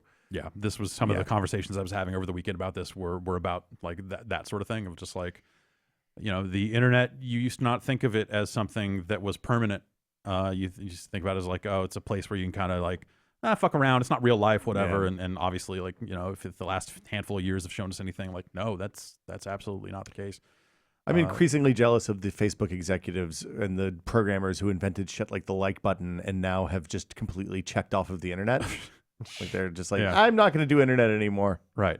This is a bad idea. I had my time. I'm out. Yeah, Right. take the money and run. We each touch our phone 2,700 times a day. Gross. I probably touch mine more than that. I'm almost certain. A lot of these more idle than that. games. Yeah. Tap, tap, tap. Tap, tap. Gotta keep They're not gonna. Wiz Khalifa's weed farm is not gonna grow itself. Exactly. I mean, actually, it literally does. Yeah, that's Yeah, the okay, fair. point. You set it up. Yeah. Okay. I am flabbergasted reading the response he gave in that Waypoint article. Just blown away by just the lack of self-awareness and just like the unwillingness to even consider that, and I'm in his mind, he probably believes he has done no wrong. Yeah. But to be like so certain of that and not even be willing to deal with the concept of like, oh, maybe, maybe my actions were received poorly. Maybe I could learn from this. Maybe there's something to say about. I feel like his actions have, like, there was maybe a way for that forum to come back online without him attached to it and maybe salvage something there. Ultimately, it feels, on top of how terrible all of this stuff is, like the actions taken after the fact now feel like incredibly disrespectful to what that community was. Yeah. To not be willing to sever himself from it and be like, hey, this has always been about you guys and you post and do this other stuff. Like keep doing it. I will pass it off to someone else and we'll figure out which moderators are still, we're not part of covering up some of these things and maybe figure it out. Yeah. It's a mess. I don't know. Like I feel a billion different ways about this stuff and there's a Twitter bot that automatically tweets whenever there's a new Neogaf thread being made, and if you look at that now, it's just chaos. It's hundreds. They turned it off. Did they? They turned it off earlier today. Yeah. Yeah, it was just hundreds of posts. It's like, delete my account. I don't want to be a part of this site. I do not support. Yeah, totally. It's just like it's actually kind of nice to see that the community is taking a harsh stance on this, an appropriate stance on this. Well, so I mean, like, not to focus on probably the least important part of this, but like that was a big part of the like the less toxic video game community on the internet. It seemed like that was a decent place to go and talk about video games where you weren't going to be called I mean, for the most part, I mean, like any message board, there's good and bad, right? But like it seemed like an okay place in terms of just like for the people there. Like for those sorts of topics, it seemed like that they were pretty good about, and they moderated sort of stuff pretty well, and like they moderated harshly in a way that like you have to in this day and age. Yeah, it's who has time to fucking argue with every single person that comes along trying to rules lawyer their way out of your TOS. Yeah, there wasn't at some point you're just like, fucking go somewhere else. There wasn't a bunch of like the Xbox is better than the PS4 or the bullshit on there. It was just a place it's because they all just love Sony. That's the whole thing. Fair. Okay. It's yeah, you're right. That is maybe the least important part of it. But also, like, there are, now thousands of users who probably called that place home that are now just like, fuck it, I'm done with message boards forever. Or like the message boards are back up and but still attached to this garbage. Yeah. That again, I think it's like, again, it's not the most important, but I think the administrator of those boards is showing an incredible disrespect for that community by just trying to pretend like nothing happened and try to say like, oh well, this none of this is real, so we're just putting the boards back up and business as usual, no off-topic conversation. Like, what? Not to mention disrespect for the person who was victimized by this stuff. I mean, like it's crazy to see that all disrespect. Of this sounds stuff. like it's been going on for years. Yeah. Yeah, I imagine that site will soldier on in some form because I mean, if you look on there, like they're very few and far between, but there are shitty people on there going like, oh, I'm glad this is over so we can get back to talking about games on here. So you imagine some small percentage of people will hang around, but it definitely looks like quite an exodus. Yeah, it sounds like people are trying to start up alternatives. Yeah, so that's kind of a weird. It's a weird Neogaf. It's a weird like this sounds horribly like almost like a robotic way to approach this, but from like an internet sociological perspective, to watch this huge group of people, like this is not like a forum declining slowly over years. This is like over the course of a weekend. Yeah, this massive hub for a community just exploding. Yeah, and like just the number of people I saw on like Twitter talking about how like they found themselves not knowing what to do with themselves because they're like muscle memory. When they want to talk about something is to click the link for that forum. Yeah, and now that's not there anymore. And so think, like, you have, like you said, all these people are like trying to spin up new forums as fast like as they can. Discord groups forming, trying to start new sites. This weird like social group splintering process taking place. I don't remember it happening of a site at this scale. Yeah, before. Yeah, I'd be curious to know. Yeah, again, I don't know what that scale actually was. I think they used to show the total number of registered accounts on their front page, and it was around 200,000.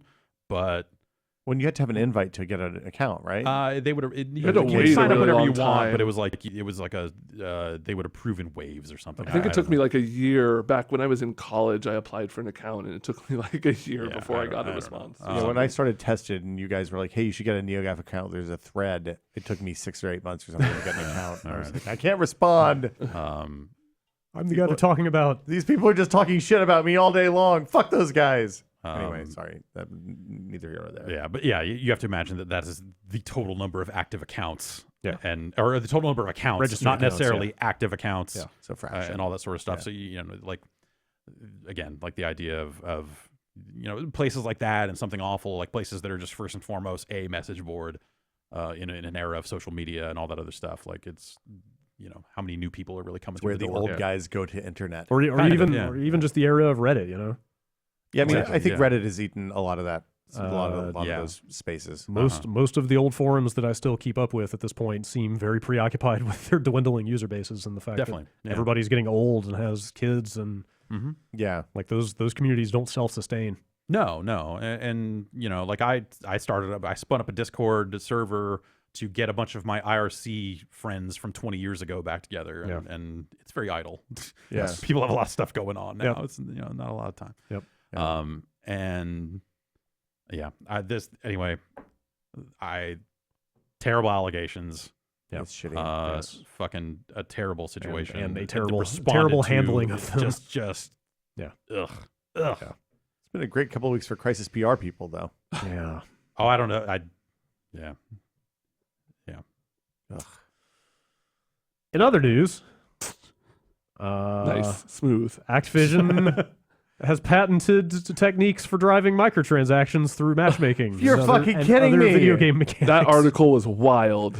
Holy cow! Did you read that stuff? Yeah. So apparently the patent was filed in 2015, and they've since come out and said that they have not used it in any actual shipping Yeah, products. like Bungie and Destiny people. Bungie in particular Yeah. came out and very flatly said none of this technology appears in Destiny 2. Yeah. But I mean, this reminds me of Clash Royale, right? Where you'd get to a certain, once you started putting money in, they started matchmaking with people who are going to beat you every fucking time. So you wanted to spend more money to get better. Oh, it's the worst. Yeah, this patent talks about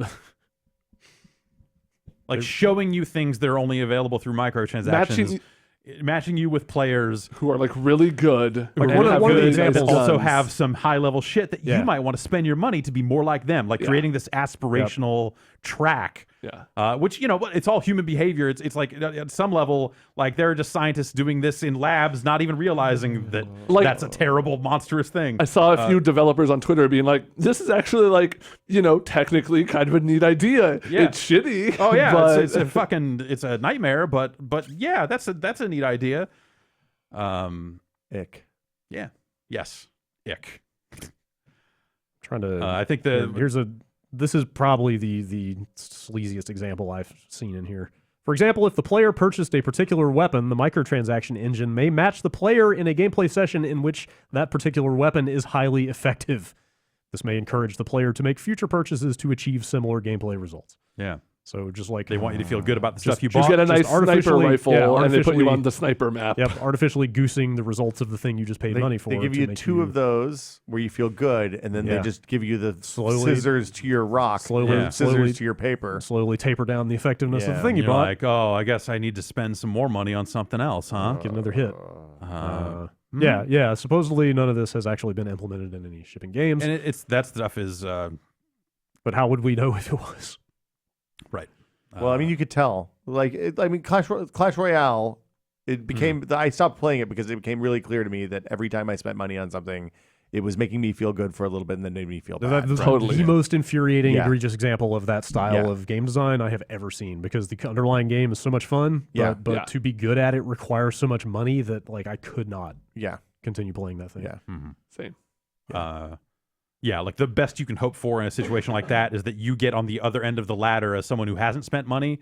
You get good enough to be the person they match against people that they want to spend money. Yeah. And hopefully you're the one crushing them and tricking them into spending money. Like that's the best result, I guess. And like the opposite side of free to play stuff is that you like free to play for a battle royale game where you need a shitload of people playing for the people who are putting money in to have fun. Yeah. Is totally that's totally fine. But this whole building increasingly devious Skinner boxes to squeeze money out of you in exchange for pellets is terrible. I like it wouldn't necessarily solve this problem, but I like that China kind of came out and said you need to disclose the odds on your boxes. And that seems like a good. But now the workaround there is you're technically buying like a gift or something. There's a new workaround. I saw that they were exploiting loopholes to not have to do that. Yeah, it's like you're technically buying a token that allows you to get it as a gift. So you cash in the gift token and you aren't actually buying it, so it's not technically the legal loophole or whatever. That sounds like the pachinko parlor thing in Japan of you're using these pachinko balls to buy groceries. It's not money anymore. Yeah. I pachinkoed my grocery money away again this week. My grocery balls. Maybe the grocery balls will pay off next week. Yeah. Anyway, this patent exists.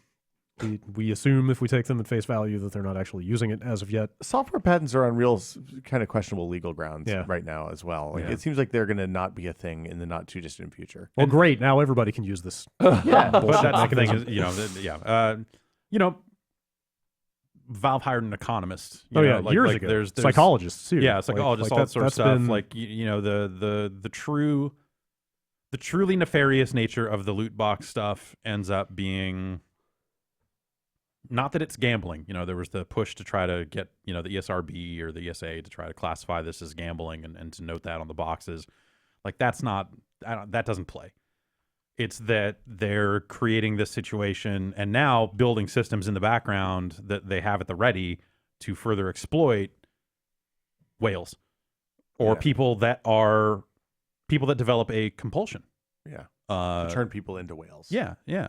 People that, that would turn into, in a traditional gambling setting, would gamble away their house and home, like, because they just have, like, their personality is geared for that. They're finding ways to min-max their way into finding as many of those people as possible and then finding the ways to exploit them as well as possible.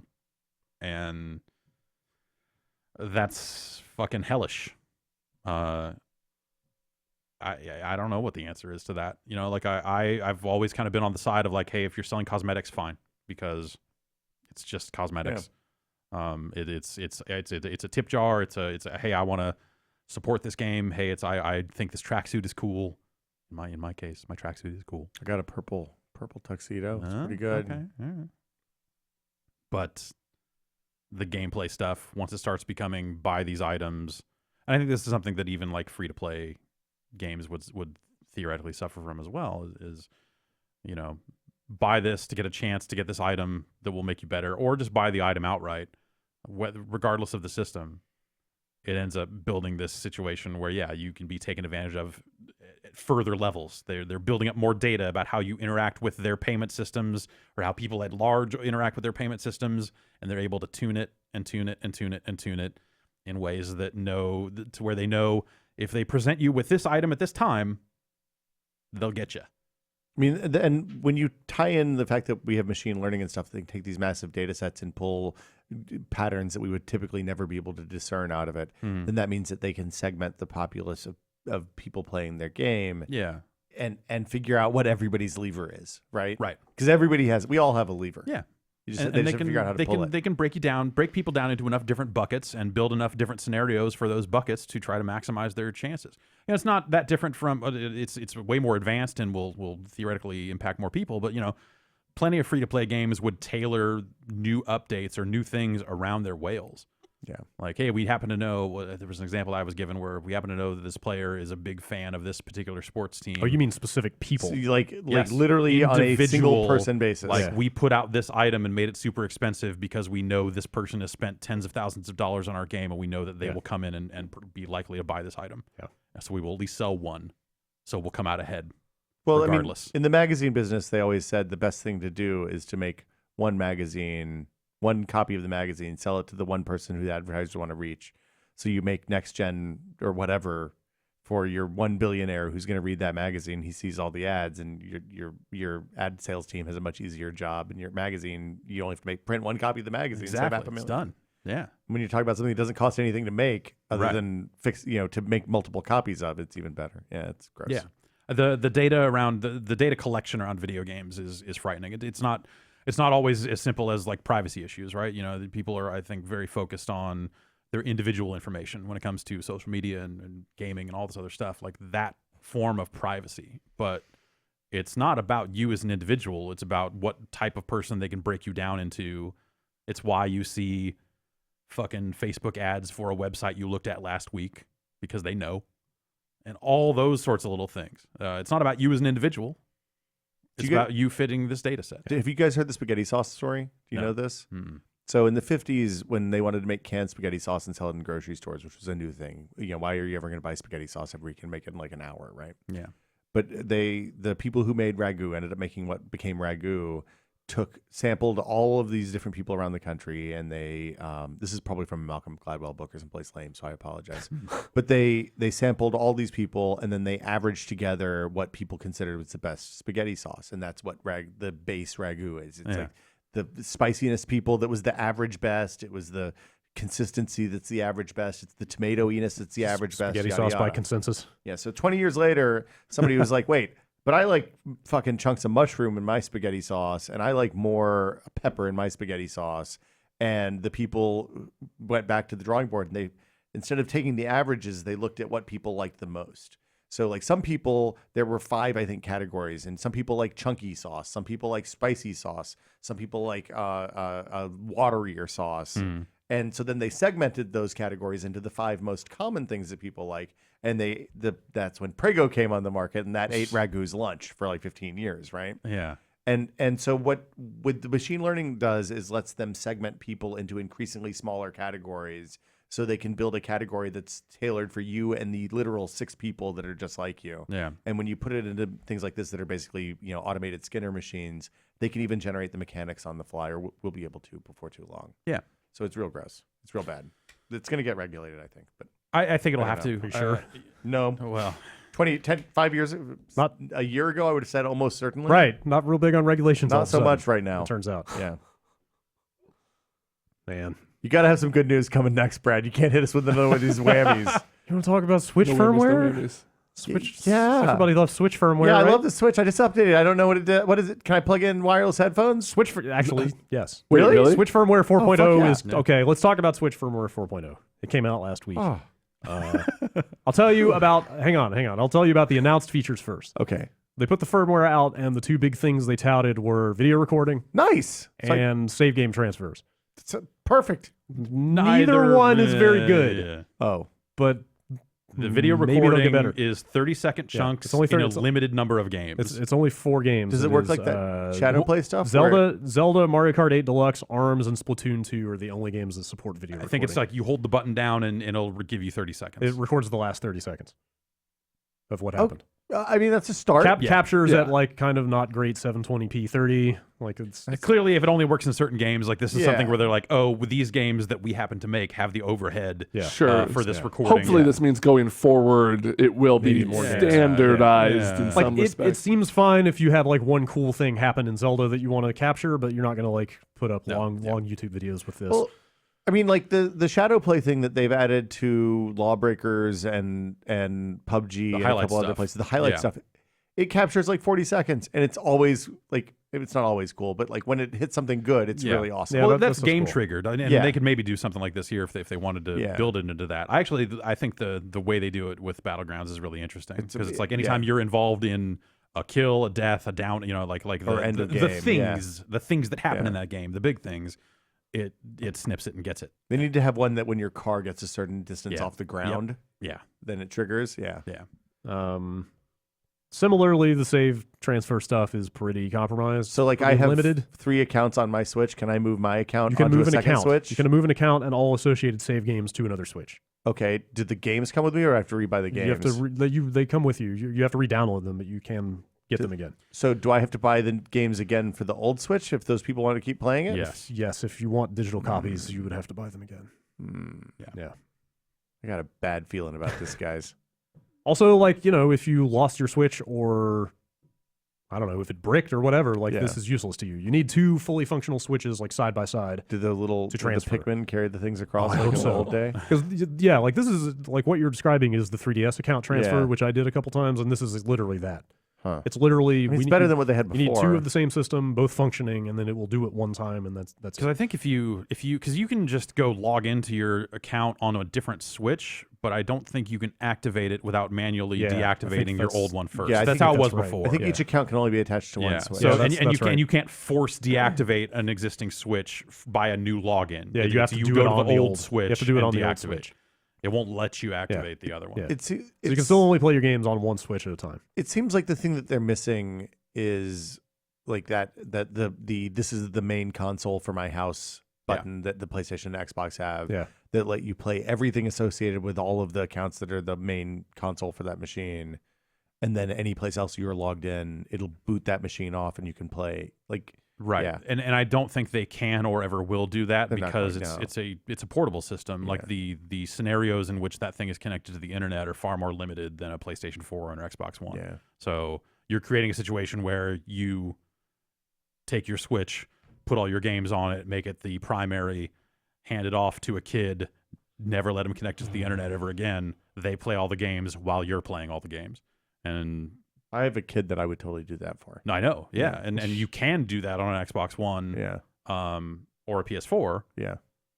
Where you can kind of share that stuff and you could be playing in one spot, another person could be playing your games in another. Like I do that. My wife plays Xbox One games that I own because the primary is in the room where she plays games and I just log into the internet on the other one. But Nintendo is not.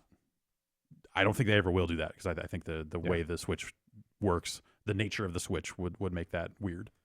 I think the way bigger problem to me is there's no way to back up your save games. Like there's no cloud storage, there's no USB, there's nothing like where you can actually have a backup copy. Did you guys see that Twitter thread from Chris Grant from Polygon posted like last night or this morning? Yeah.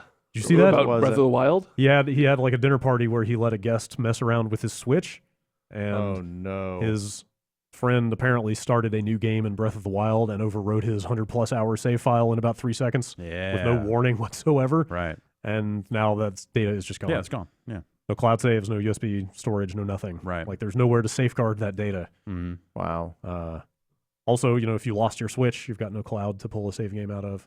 Right. Like it's too fragile for something that small. Yeah, I think right now if you lost a Switch, you would have to contact Nintendo. It's the normal rigmarole, right? And they would probably like have to 3DS deactivate stuff. it. They could probably deactivate. You would get the games back. It's not Yeah. like, at least with the 3DS and the Wii, like if you lost those consoles, they had to like allocate you money to rebuy the games or whatever. At least now you can re-download games on a new Switch. Yes. But the save data is still... Yeah, the save data is hosed, and then the deactivation, activation stuff is the stuff I think they would have to... It's still just such an antiquated system based on what everybody else is doing right now. I mean, the crediting your account points to buy back all the things that you downloaded before is actually a pretty consumer-friendly solution to that problem. But the fact that you have to do that in the first place, as opposed to having a durable account that works across systems and maintains your licenses, like come on, man, it's 2017. And you should be able to log in and out of machines at will. Although I think their model for that is that probably Jeff has his Switch and Brad has his Switch and I have my Switch and my kid has her Switch. Right. My wife has her Switch. Like the 360 solved all these problems in 2005. But it's a monolithic thing that's in front of my computer. I'm in front of my TV. Yeah, it being portable changes things a little bit. A little bit, but there's still some things they should be letting people do. I mean, honestly, what it should be doing is the dock itself should have storage in it, and it just syncs your saves to that when you dock it. Yeah, it's not like the storage that would go in the dock. Like they don't have to put the storage; they just put a micro SD card slot in it. Right. Yeah. If they didn't want to put the storage in, sure. Yeah, they should. And let you. They should let you back up saves. Saves to the dock. Yeah. Like that. That seems like that's the an actual solution to this problem. Or to a server that they run, because that's what everybody does now. Well, sure. Yeah. I mean, I don't know that I trust Nintendo to do that right. Yeah. Yeah, I mean, didn't they turn off the Miiverse? Not yet. Oh, it's soon though, right? Yeah, that's coming. Happening very soon. You guys going to do an end of the Miiverse? There's that game in Wario, that Wario game where that pulls from the Miiverse that I think would be fun to check in on one last time. And Mario Maker like uses the Miiverse stuff in an interesting way. I want to make sure, the Smash level. I want to make sure to get the cool picture I posted to the Funky Barn community. Yeah. Wait, you should just request your whole Miiverse history. Yeah, I probably should. You get that zip file. All 3 posts or whatever. That's right. Yeah, so the promoted features for firmware 4.0 kind of a little half-assed features. But I'm way into the idea of secret firmware features that were not announced in any way that people just found. Yeah, I haven't heard about this. So people found that wireless USB headsets, like basically wireless headsets with a USB receiver dongle that plug into a thing, totally work on the Switch now. Like so if you plug in a USB headset, like some of the Sony PlayStation headsets. No, not Bluetooth. Oh, damn it. No. Maybe that'll dongled USB. My understanding, I think if you plug a Bluetooth dongle in, I think all the pair it, I guess. I think all the controllers on the Switch are Bluetooth still, aren't they? But I don't know how Bluetooth works. I don't know in terms of channels. The Joy-Cons are Bluetooth. Are they?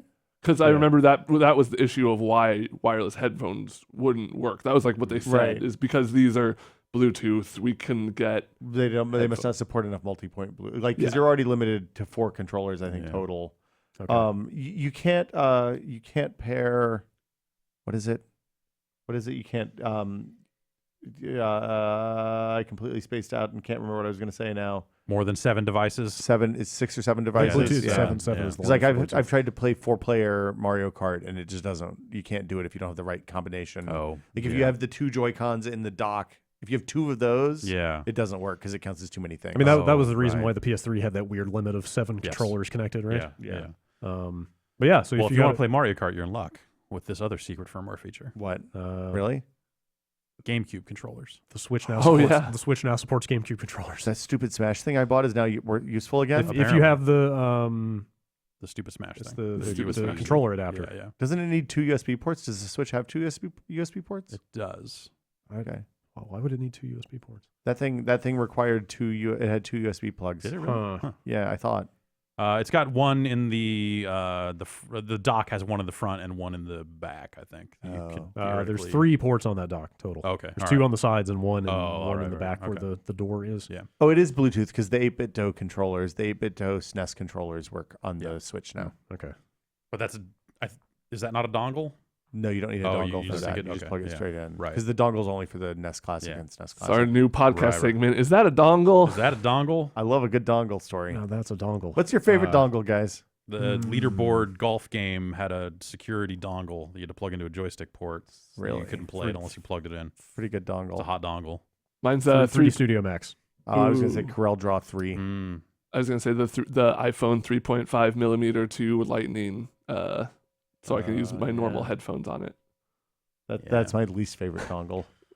Anyway, that GameCube support, GameCube controller support is Smash is coming system wide. So like there are games where that's not even enough buttons to play them properly, but they still work. It's weird. Yeah, it's a weird thing to stick in there.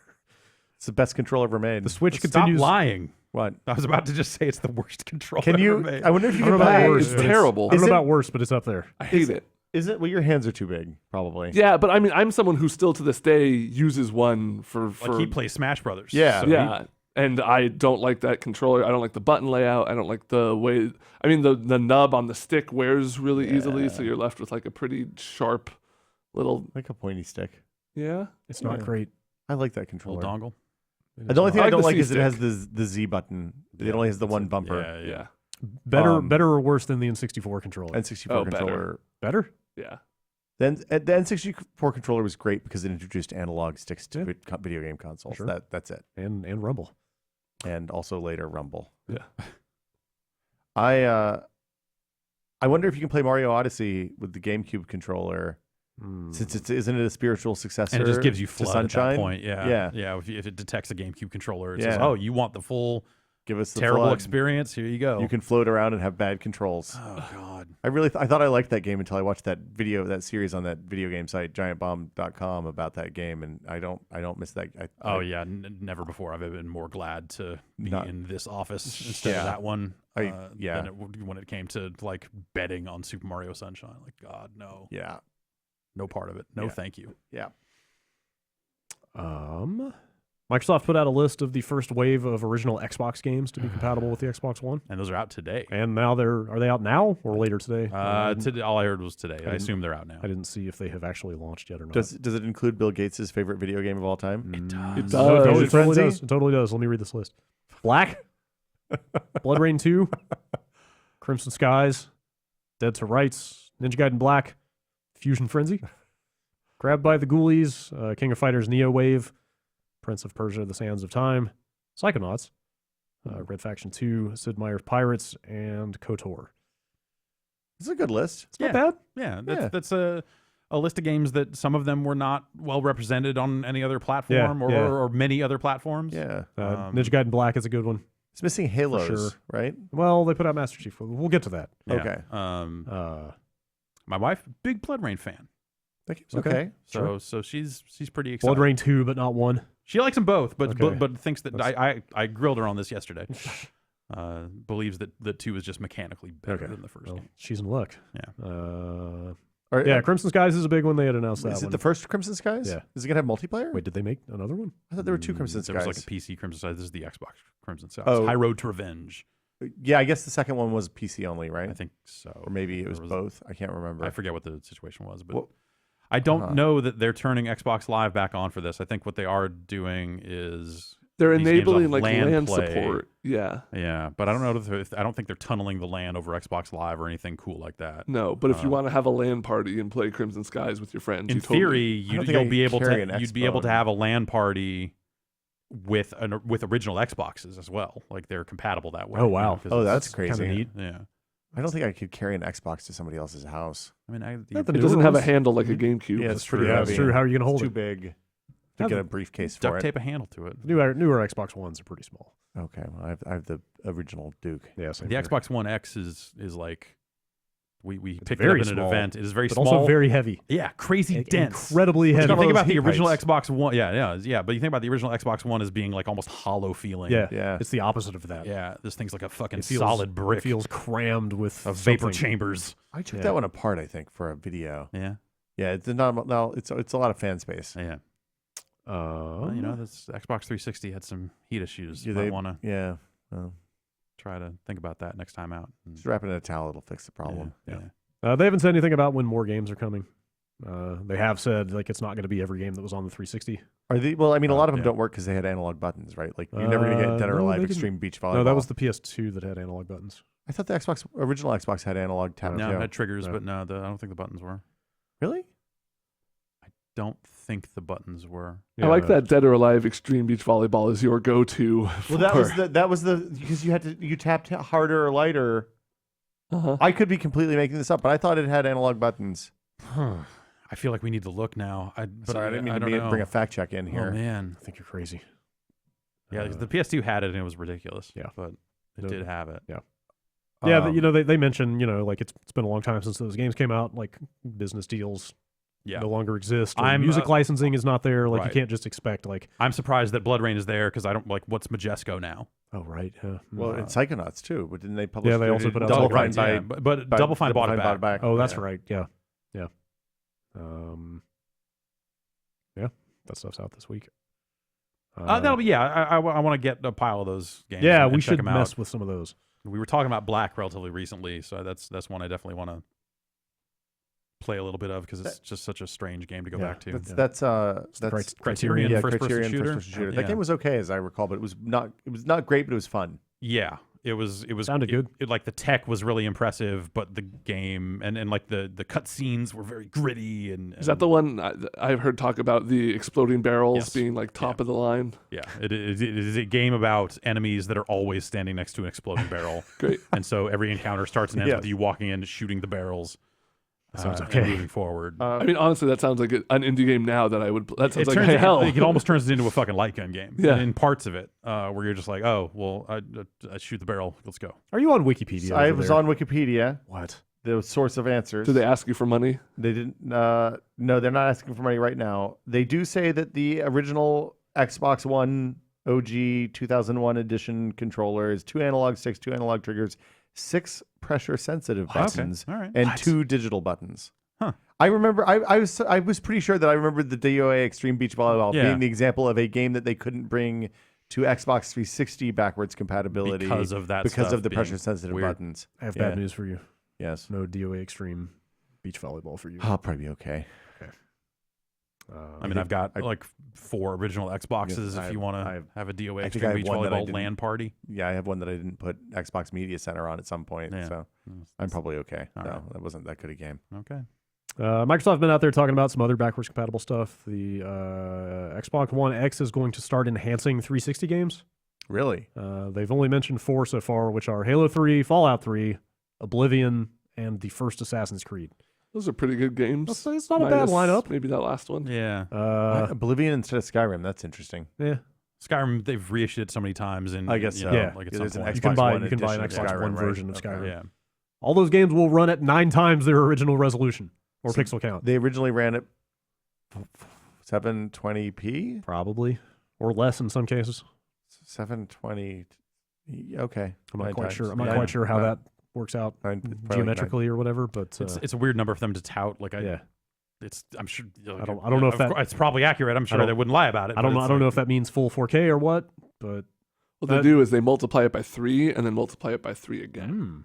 Okay. Also, they're saying like expanded color depth and some other stuff. Yeah. Sounds like. I'm sorry. 4K is 2160p, right? Yes. Okay.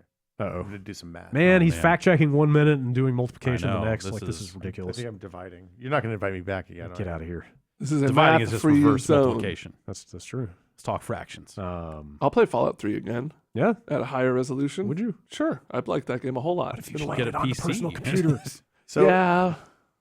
okay, so 2160p, 4K is 4 1080p's. Yes. It's 9. It's a 3x3 grid of 720p's. Okay, Yeah. so those games are running at 4K. We can authoritatively The math checks out. All right. proclaim that. He did the math. I wanted to folks. see if they rounded up or rounded down. Yeah. But it turns out they just used the number. Yeah, they just took it. Yeah, who knew? Let's see. Yeah, and they're going to be using that stuff with those OG Xbox games as well. So Xbox One X Well, so, but playing hold on, they'll be 15-year-old games really well. They'll be 16 times if they're the OG and they're running them at 4K. I don't know, man. It's a lot of times. I don't know. Some of those games are not 16:9. Yeah. So it'll be more. Yeah. Oh, sure. Be Yeah. 21 times. Yeah. I don't know. Yeah. Lastly, Microsoft has been, or I should say 343 more specifically, has been out there talking about the Master Chief Collection a lot in the last few days. Does it work finally? Not yet, Okay. but they're going back to it. What? They're going back to update it again. It was an Xbox One thing, right? Yes. Okay. Yeah. 2 years ago or 3? And you years could play ago? all the multiplayer in one. It would Yeah. jump back and Like forth. the between big, the rules for ambitious different idea games. was let's get every Halo game pre-5 Yeah. and put them all in one package and let people play them all That sounds fun. on new Xbox Those are Live. good games. And then Mostly. it totally didn't work at all. Yeah. Like it was a gigantic mess. And like Frank O'Connor has been out there. He posted I think it was on Reddit where he posted it. I don't know if you saw this. Where Like people go to talk about games. like a pretty in-depth sort of mea culpa about like yes, we fucked up. I can't talk about all of it because of business reasons, but like here is as much detail as I can give you. Like recently, this This is like in the last week. Oh, yeah. okay. Yeah. Like talking about their testing methodology for the online stuff being flawed and like they just made a lot of wrong assumptions about what that thing needed to do and blah blah blah. You can read all that stuff if you want. But then they have also started talking about the fact that they're going to update it for 4K for the X, not surprisingly. But they have also talked about changes to matchmaking, like changes to the things that are wrong with that game that are Okay. supposedly going to make it better. This was the wind I caught of this was people saying, "Can you believe that game is not fixed yet?" And I thought that they had kind of fixed what they could. I and assumed, put Yeah, to I thought it bed. was like Yeah. working. like maybe not ideal, but like you could do what you want to do with it. Yeah. That was the impression I was under. So I'm surprised. Yeah. They put up a blog. 343 put up a blog post, where they talk about the Xbox One X update for this game that will have, quote, fixes, improvements, and upgrades to the core game to help bring it forward and modernize many of the game's systems to take advantage of Xbox platform advancements since its original launch. And then Bonnie Ross, who runs 343, said on a live stream that like modern Xbox Live, i.e. Xbox Live since this thing came out 2 or 3 years ago, has amazing improvements to matchmaking, which we will benefit from. So like maybe Master Chief Collection's getting fixed fully? I guess. Okay. I don't know. What? The game still costs $30. Yeah. Sure. I mean, it's 4 Halos, that's right? It's a lot of Halo. It's a lot of Master Chief. It's a lot of Halo. Yeah. It has ODST too, right? No. You have to buy that separate? They never like did a. I thought they or said they were going to was do it like that. a DLC? Yeah, I thought that was the make good for it that's sucking. right. Yeah, You're they were totally gonna right. sell it, They- and it was you're right. That's right. You're They right. totally gave it away to people for Yeah. for that game being broken, No Reach though. which is Yeah, a bummer because Because it's the Master Chief collection, I guess. Oh, right. Of course. Yeah. Master Not Chief's that Chief's in ODST is Reach not. Is he? for like 10 seconds. I never finished. I played like. Oh, Reach He is said, "Hey, did you guys finish that fight yet?" Reach is No, really we're good. just getting started. Yeah, the Boom, fight- credits. Fight hadn't Yeah. even started. At That's that point. amazing. That would be so good. Man, Reach is good. That's a good Halo game. I should go back and play this. The only Halo I've played is ODST. I mean, oddly that's enough. That's, Which is, I think that's There's my favorite. That's merit game. there's merit to that being the one Halo game that you Yeah, play. there's a purity to that I can appreciate. ODST is pretty awesome for some weird specific reasons. IO Interactive has started talking about new Hitman stuff. Yay. They're putting out a Game of the Year edition soon.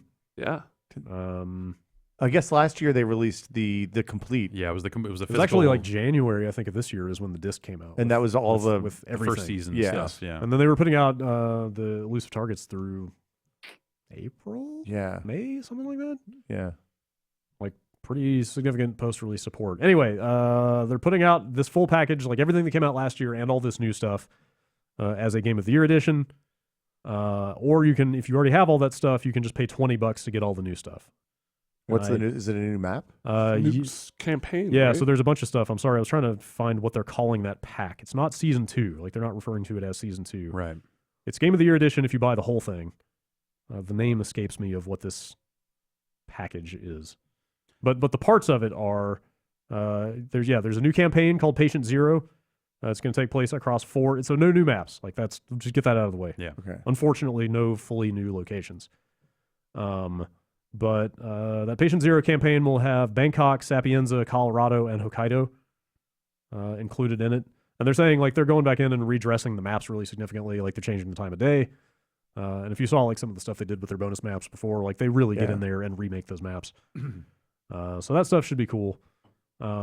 It's a bunch of new, like, suit and weapon combo stuff. Like a clown with a Like there's bat a or something. clown suit, which apparently is like a Perfect. blood money thing that Hmm. people are big fans of. It's like a cowboy suit with a cool gun that goes with it and stuff. They're gonna have a bunch of escalations that go along with those things. If you ever did the escalations, Yeah. those were the ones that was like they kept adding on requirements every time you finished a target to make it harder and harder. Hey, talk about elusive target. And that's the last thing. They're bringing back all of the elusive targets that you did not already attempt. Oh, great. Really? So any elusive target that you miss, you can now take a single crack at. But like, But if you tried, and I'm not sure what the schedule. I'm sorry, this is a lot of information. Yeah. and it just came out this morning. I I've think lost track of I some want to of it. say that it is scheduled. It is. Oh, like it'll be it like was one a before. week, like it was before. And I don't think they're just Like like this- turning them all on. Yeah, it is a gigantic blog post with a man. ton of detail about all the stuff they're putting in here. But That's really exciting. but yeah, if you attempted and failed any of those targets previously, you don't get another shot. This is only if you straight up missed. That's a good solution. Like, Yeah. because like it was weird. I was bummed because I came to that game late and I missed all of the first like 20 Oh, right. elusive targets Yeah, or something. Yeah. So now I can go back and get another shot. You That's can go awesome. back and try a bunch of those. Also, they're just like adding a bunch of crazy shit. Like they are major lighting improvements to all missions. New color grading, readjusted HDR adaptation rules, and redesigned skyboxes mean that our locations look more vivid, vibrant, and lifelike. What engine? Do they use their own They're thing? on their own engine. Okay. Like they're adding eye tracking support for the PC version. I've never Just seen weird eye shit. tracking like the Toby Oh, or whatever. Yeah, it is. that's I've what it never is. Seen It's it the in Toby eye action, tracking. and I just I used it at E3 what does or it even CS or something. do? It literally makes a heat map of where your eyes are in the map. So mostly multiplayer people use it as like Okay. a performance measuring things. So like if you're playing, say, StarCraft or Dota or something that requires you to look at different parts of the screen, it can kind of at the end you can look and see, okay, I spent this much time looking at the mini map and this much time looking at my inventory and this much time looking at this and this and this. But I don't know, like streamers maybe would use it to let people know. I could see that being useful in Dota. Like, I mean, a big thing is like, okay, I gotta focus on the minimap more. I'm like not paying attention to the minimap and I'm getting ganked, and so now I have an actual like feedback of, hey, you spent like a total of 90 seconds looking at the minimap. It should probably closer to be like 5 minutes total, and so you can use that as like. But I'm wondering, like in a game like Hitman or some of the other games I've seen it in, where it's like, are you turning the camera with your eyes? Is it zooming in on where you're looking? Like what? Oh, that would be cool. Like I'm trying to figure out like the description on that feature is incredibly vague. Like enhance your killer instincts with dynamic light adaptation, extended view, and a new special feature added specifically for Hitman. My guess is that those people said, hey, this is a game that people like, and here's a check. How much will it cost to implement this? Hey, you're an independent studio now. Yeah. Here's a way for you to get some of that sweet eye tracking revenue. money. Let me pull that up and see if I can find. I mean, eye tracking is one of the things that's going to be important in the next few years. Not at all related to monitor-based gaming. Does that work with any webcam, or you need specific stuff? It's a bar that you attach to the bottom of your monitor. It could be cool if that stuff also got sent to the developer to show them like where players are looking, and it could help them with like environment design and stuff like that. I don't know. I mean, I really like one of the things that I really wish is that you could customize your UI more in like in the old WoW way, where you could get into the Lua files and like change the placement of the stuff that you use the most, like put your health on the right side of the crosshair and put your armor on the other side and stuff like that. But I don't know. I don't know why you would like. I know why I would use this if I was making a game that I wanted to play test, and I would put on the playtesting computer so I could see what people are looking at. I don't know why I would use it in a single player. Okay, so they have an offsite link to the Tobii site with a little more information. Okay. The features are Instinct at Gaze, developed specifically for Hitman. Lets you quickly locate and identify targets by glancing at them. That's interesting. Immersive features like extended view place you in the center of the action as the in-game camera naturally follows your gaze. Okay, so like you're manipulating the camera with your eyes. And then taking down your targets can be done with a glance with natural targeting features like aim at gaze. And then there's a fat buy eye tracker link at the bottom of this page. How much eye trackers cost? Like $200? This one is 159 euros on this site. I don't know what the exchange rate is. 149 actually. $149 is how much it costs. Huh. I mean, it's kind of interesting that if you're in a big crowd of people. I mean, and when I did the demo at E3 or CS or wherever, the precision was incredible on it. Right, it was like using a mouse, but like, I mean, your eyes jitter around kind of constantly. Right. Oh yeah. Which is one of the things that you don't really realize. Yeah, it seems like they would have to filter out a bunch of like junk movement. I would assume so, but I mean, I guess you kind of stare at Helmut Kruger and like he highlights on your screen, and then you go murder him. I guess that would probably be the challenge, would be interpreting what your intentions are, right? Yeah, without being too sensitive. I don't know. That's a weird thing. It could be a case of like if you're looking at a thing, it's going to eventually bring that thing to the center of your focus. It's going to move the camera in that direction. If you're looking at a thing and hold down the aim gun button, it's going to automatically snap to that position. That sort of stuff, I think. I don't know. Yeah, I mean, it's one of those things. It's one of those things like the track IR for flight sim people, right? Yeah. Like normal people, like I don't know. I feel like as eye tracking becomes something that is available on more things, there's probably uses for it that we don't realize. Mm-hmm. But maybe I don't know. Like it's the whole case. It's the whole case for the iPhone coming out is like that they're going to be able to track whether you're actively engaged with the phone or not. Yeah, it's just what I've always wanted is my phone to know. How many right. times, yeah. Hey, you're not paying attention to me. Look more. Yeah, we're going to stop showing this ad until you look over here. Yeah. Oh God. Throw pickle at wall. Yeah. I really wonder what the future path of IO, or how much the future path of IO depends on the success of this thing. Hitman. Because they kind of start this blog post off. I'll just read it. This is our first new content release since becoming an independent studio, and we had an absolute blast putting it together for you. Like, I wonder. I wonder if the success of this thing determines to some extent like what their direction is, Yeah. or maybe they already have like a business plan in place to get an actual season 2 off the ground. And this is just Like- something to kind of get people, Get remind interest. people that Yeah. Hitman is a Yeah. thing. Yeah. It gets them a like. Is there gonna be a physical version of this? I'm not sure. Maybe like they had already started working on some of this back at Square Enix. It gets them a product in. It gets them digital, a current, digital only. It gets them a current product in these digital stores that Yeah. is theirs and not Square's. Sure. Well- That has their branding on it, all their stuff. Oh, because do you think the last the complete edition goes to Square still? Maybe, I don't know. I don't know. That's a good question. Yeah, I mean, to me, this seems like, hey, we have an opportunity to release a value price version of this thing, get out to a larger audience, and then prime them for season 2 Totally. in the spring or whenever it is. For the people that for whatever reason heard about it and didn't try it out, for the people that didn't hear about it that are coming to it, like more people own these consoles now than did then, just by virtue of how time works. Yeah. Uh, Well, and all of the things that they're talking about here are like, I mean, the new campaign is obviously a big time investment, but like recolor grading the levels and new skyboxes and stuff like that is like a couple of people working for. And it's stuff that they might period of do time. in the context of like improving their process for another season or another game or something like that too. Is like, okay, well, we need to get up to speed on whatever the latest HDR techniques are. We're going to do it by and they can test working- it here. Yeah, by working more on this existing game that we already know in and out. Did you see the thing where they posted like the chunked up version of, I think, Sapienza? The level, one of the level designers showed like the original cubed out sketch of it, and then like the part that was chunked off because they couldn't run on the consoles at the time. Yeah. There's a lot there.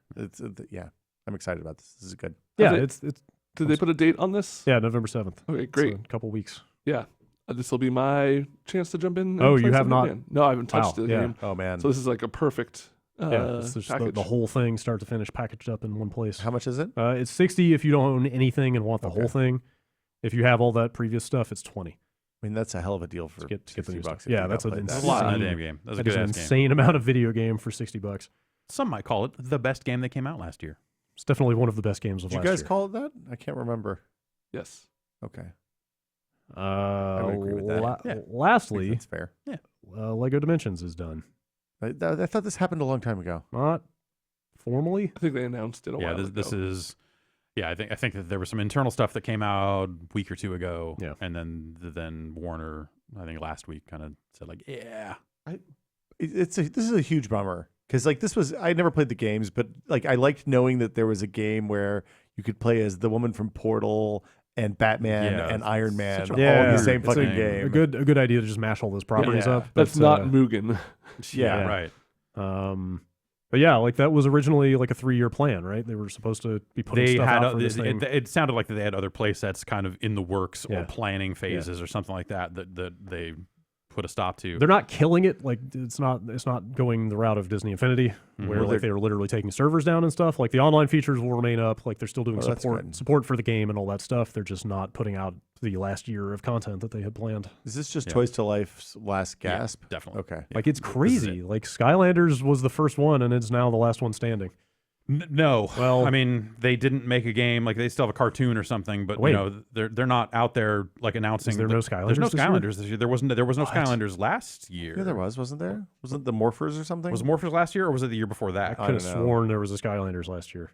Maybe this will be the first year without one. But I thought that last year was the first year without one. This just seems like this last year seems like it's been a I decade. know, dude. Yeah. Like it's all Yes, a it fucking is. blur. Battlecast and Imaginations came out last year. Okay. Okay. Not Early. okay. Imaginators. Imaginators. That's the one that had Crash Bandicoot in it. That is the last. That came out new- last year. Mhm. So So there's Battlecast is the card game. no Skylanders this year. There's no then? Skylanders this year. Wow.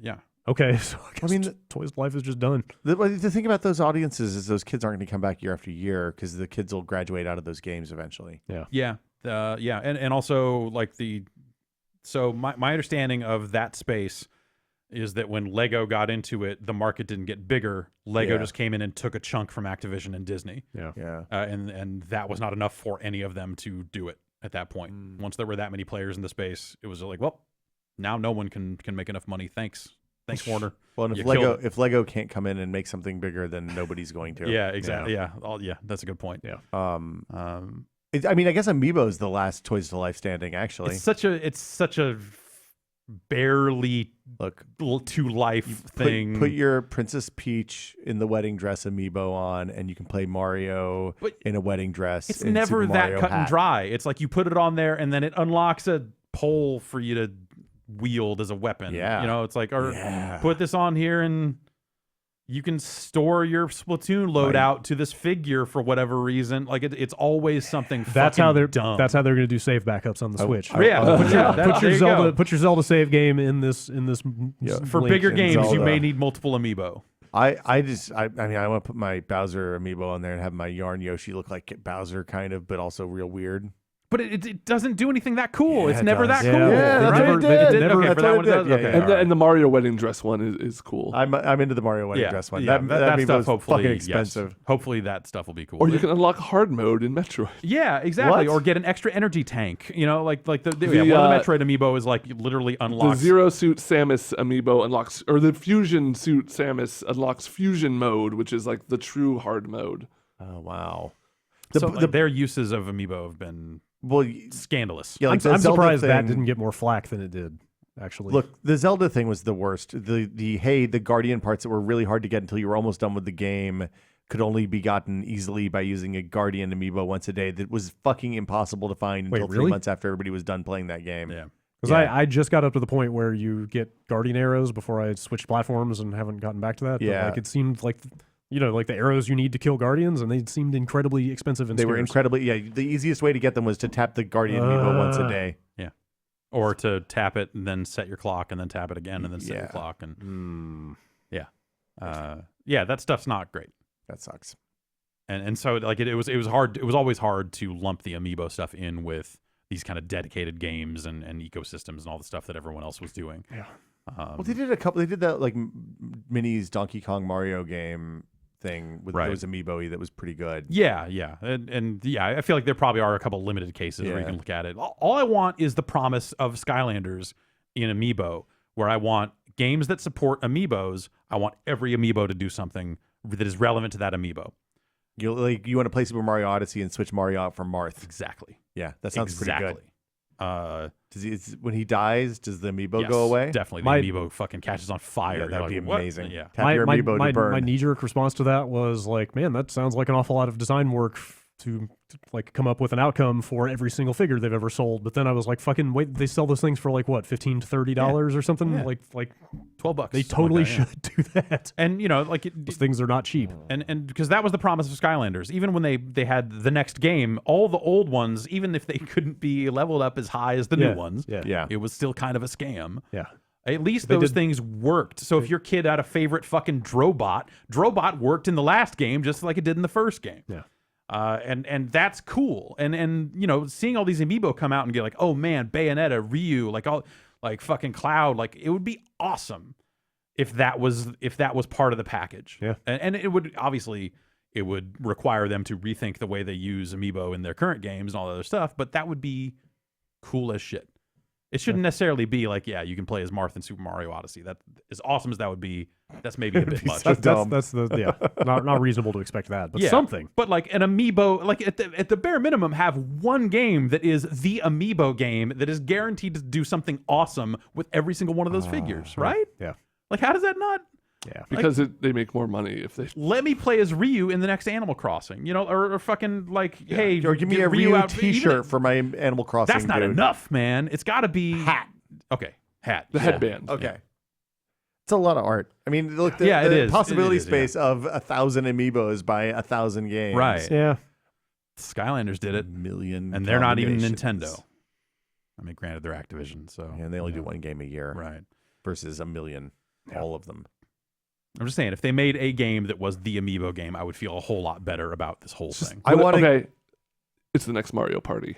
No. Amiibo. I got one. Amiibo mating ranch, where you put two amiibos on, and then it combines them, and then you fight the combinations. It's like Monster Rancher with CDs, only with amiibo. Yeah. Yep. I'm in. Yeah. I got to go to Redmond. I'm buying amiibo. Got to go to Redmond. All right. To pitch this. Also, it's in VR. It's great. Perfect. You guys want to read some emails? Yeah, sure. Yeah. You want a break? Anybody okay? I could use a break. Everybody I didn't take a break last time. It's Okay. on me. Okay. I'm good. I can push through. What do we want? Do we want emails or do we want a break? Everybody's looking at me. Or Brad, you can go. Okay. I'm cool. Let's read just a few emails. Bombcast@giantbomb.com. Man, I hit play. I was actually so good on the timing of it, but somehow it got muted on VLC. you could have fooled me if you hadn't said anything. Use VLC for your soundboard. We're high tech around here. Ask Jason, or I guess probably Drew, Or maybe Vinny. maybe Vinny. Somebody knows. Brian in San Jose. Hi, Brian. Your discussion of visceral shuddering, signifying the death knell of single-player AAA games, got me thinking. What if the game Visceral was making was actually bad, and the pivot to a more, quote, profitable game format is simply a means of recouping the investment into a game EA had to can 2 years into development? I point to Visceral's most recent output as evidence that perhaps they were unable to deliver a game of the caliber EA was seeking.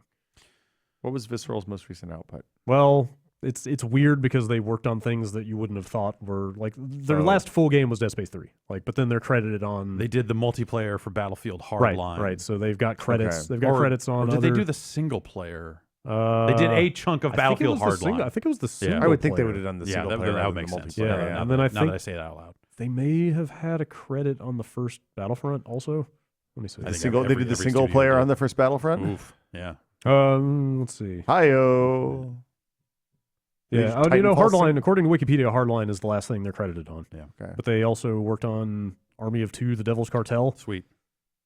and Battlefield 3 Endgame. That's DLC, that DLC? add-on for Okay. that's maps and stuff. Okay. Yeah. I think that if you get down that road, which it sounds like that there is definitely some validity to that take. Yeah. Yeah, Jason Schreier from Kotaku was out there. Yeah, and He seems to have I had heard a little bit separately from that Yeah. that seemed to imply that there's more going on. He effectively said I heard that it was not business model reasons that this thing was canceled. But also then they're issuing public statements that are kind of lying to shareholders, which is a pretty fucked up thing to do as well. Well, but that sounds like a lie. there's a kernel of it's a truth half there. truth. Yeah, that sounds like a yeah. lie of omission, right? Yeah. Right, Like yeah. both things can be true. They Yeah. can just neglect to admit the part where Yes. the game was not coming together. I think you could approach it with no inside information and Yeah. look at like the timetable of like, what is it, like 3.5 years they've been working on this I've thing? been thinking that ever since they announced that So- game was like every year at E3, it's like, all right, this has got to be the year they really show what that thing is, right? Yeah, And so they never did. You could, but you always had another Star Wars thing that they had Right, in the pipeline right. that you go like, oh, well, Battlefront 2, Yep. it's time for that now, so I guess maybe next year. Yeah. So you had enough kind of plausible situations around it where it Yeah. made sense why they wouldn't announce it. And then when they got out there and announced 2019 as the window for Right, it, I was yeah. like, man, this is like a 4-year but development also cycle. then when you take into account all that stuff with what we know now, you can kind of look at it and go like, there are extremely high odds that this thing was not coming together to be something good, whether it was single player, multiplayer, whatever they were making. But that also does not exclude the possibility that EA and everybody else under the sun is trying to make every game a service. Of course, at this yeah. point. I mean, I mean, but sometimes it's been really good. Like Hitman is a games as a service, and it's been really good. Yeah.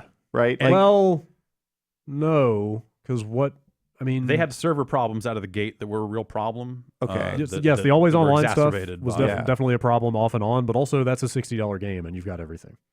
Like, fair, but I mean, they You're could have easily not made buying that. you're not buying like assassin boxes in that game. They could have made that a $20 game and let you buy a clown suit. Yeah. Right. I mean, which is kind of what they've done because they're doing a $20 Sure, yeah. expansion that includes a clown suit. But just selling the clown suit straight is way more player friendly than the way no doubt. Yeah. most games are handling that stuff. I just think EA can't come out and say, "Hey, we're shuttering our second big AAA single player Star Wars branded game in a row," right? because they killed that 1313 thing when they. That was pre-EA. LucasArts. Oh, that was pre-EA. That was pre Yeah. Oh, okay. Disney. Yeah, even. yeah. Okay, so then Yeah. never mind. Yeah. At least that wasn't. At least EA hasn't. I mean, Right. how much money has EA spent on this license versus one shipped game or now two shipped I'm sure they games? made it all back on Galaxy of Heroes or whatever anyway. Probably. But yeah, so I think that it's a muddied situation that isn't quite as simple as the death of single player games, but also that is Scapegoat. still a thing. I mean, just today, Activision issued its press release about the NPD numbers, saying that Destiny 2 is the #1 selling game of 2017. Yeah. on console, flat out. On console, flat out. Did they say how many number? Did they give a number? I don't think they did. Like I was watching these forum threads pop up after that game came out with increased skepticism, where they're always citing like European, or I think it's UK specific physical sales, specifically because UK issues numbers and no one else gives hard numbers on a regular basis. But it's UK only and physical only, and I'm just like, they're looking at this one data point, going like, Destiny 2 was a real disappointment after the first one. It's like, no, physical copies of a service game that goes away if the servers aren't up are pointless, because why would you ever buy a physical copy of Destiny? Bandwidth caps. 60 gigs. Yeah. That's the only thing, though. You're not buying it because 20 years later you're going to keep playing Destiny 2. Yeah. Those servers will have caught on fire and burned to the ground, or who knows? But maybe they'll still be up. But that is a quintessential game that you do not need to buy a disc for. Yeah. Because because it requires an internet connection to even play. So yeah, the idea that anyone was looking at like UK disc sales, the only thing you can look at there is like the transition to digital is going quite well. The thing that the soft murder of used games is going quite well, as opposed to Microsoft's original plan to hard murder them at the launch of the generation. They come to you with a smile on their face instead of a knife in your back. Yeah, like, hey, preload it, man. Come on, buddy. You want to play at 9 o'clock on Monday night instead of 8 o'clock on Tuesday night? Pre-order, we'll let you play on Friday. We don't give a shit. Let's go. Yeah, I like playing games early. Exactly. Everyone loves playing early. Fuck everybody else. You got to get in early. I don't want to wait for UPS. That guy comes late. Yeah. He's shiftless. Well, ultimately, it will not have been a change in policy on Microsoft's part, just a change in PR strategy. Yeah, kind of. So yeah,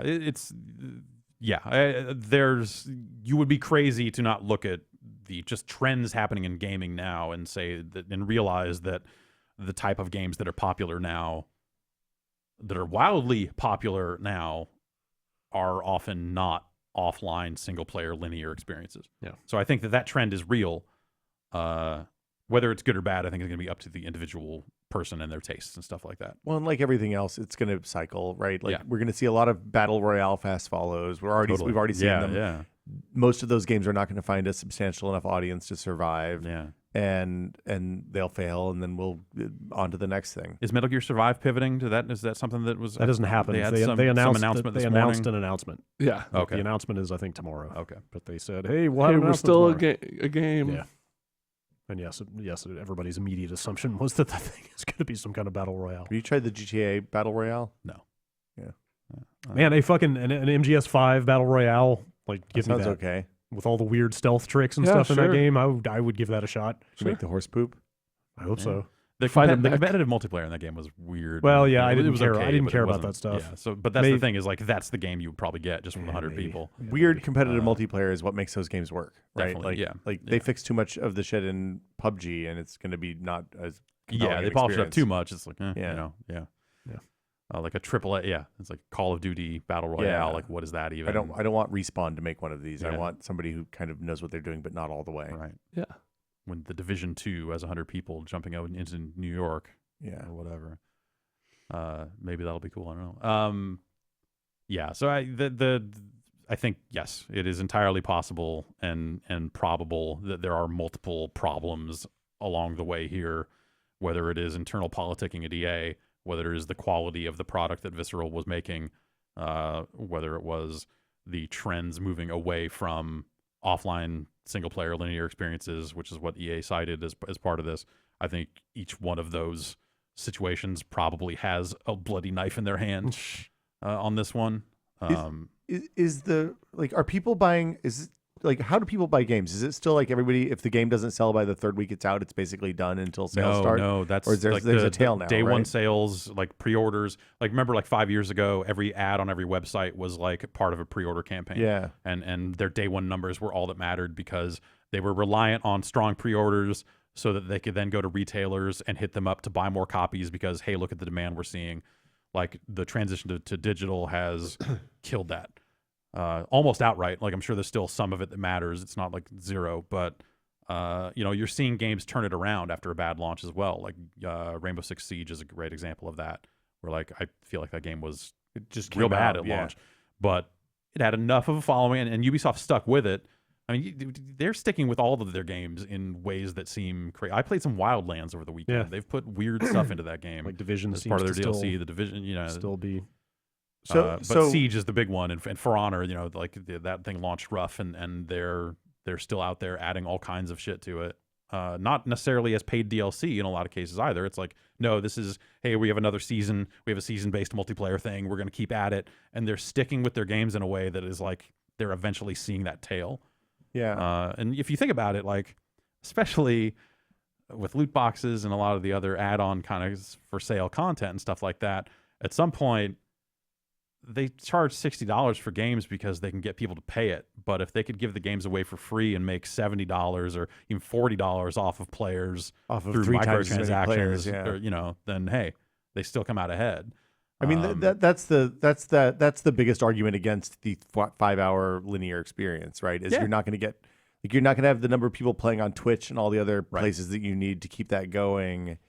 Yeah. I mean, if you start taking into account the number of people that may, and it's maybe not a huge number, but it's probably not zero, the number of people that have said ever once in their life, I'll just watch it on Twitch. Yeah. I'll watch these YouTube videos of these cutscenes instead of buying a game. Yeah. Because it's a linear thing. It starts to add up. Yeah. And I think that's,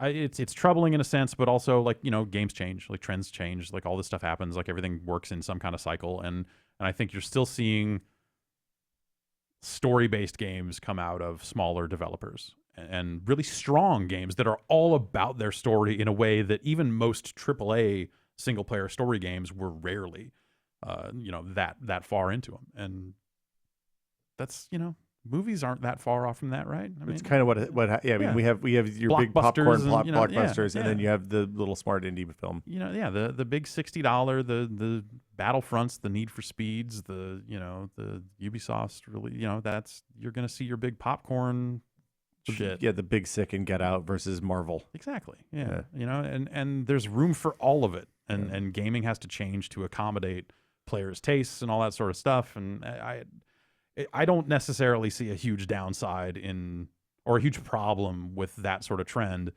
because I've also really enjoyed some of these games that you've seen as games as a service. Yeah. And you look at the sales of Destiny and you look at the popularity of Destiny and you realize, like, I'm not alone on this. This is a wildly successful model. Yeah. And people seem to be liking games that are built this way. The only thing sorry, Brad. I was just gonna say we harp on the problems of Destiny 2 a lot around here, but at least for me, it's just because I like the game so much. Like the core of it is so good that you would like for the service to continue catering to you. Yeah, I want the service part of the game as a service to be better. Be better. More. I just want more of the service. Yes. Exactly. The thing I was gonna say is that it bums me out with EA and Star Wars specifically, because some of my all-time favorite games are those linear Star Wars. Yeah, your Kyle Katarns and your TIE Fighters. KOTOR is now backwards compatible on the Xbox One. I've played KOTOR on so many different platforms now. I'm probably okay. Yeah, that's great. I'm glad my kid will be able to play that one day. Yeah. Dark Forces. Let's just play Dark Forces. God, I would love to see a 3D remake of Dark Forces 1, the Rogue One story. Yeah, the real Rogue One. Yeah, Dark Forces is pretty good. Dark Forces is pretty good. It's hard to play now. Those 2D sprite games are pretty well. I put a video of it on the site like 2 years ago, I think. Yeah, it kind of holds up. I mean, it plays about. That gun is big.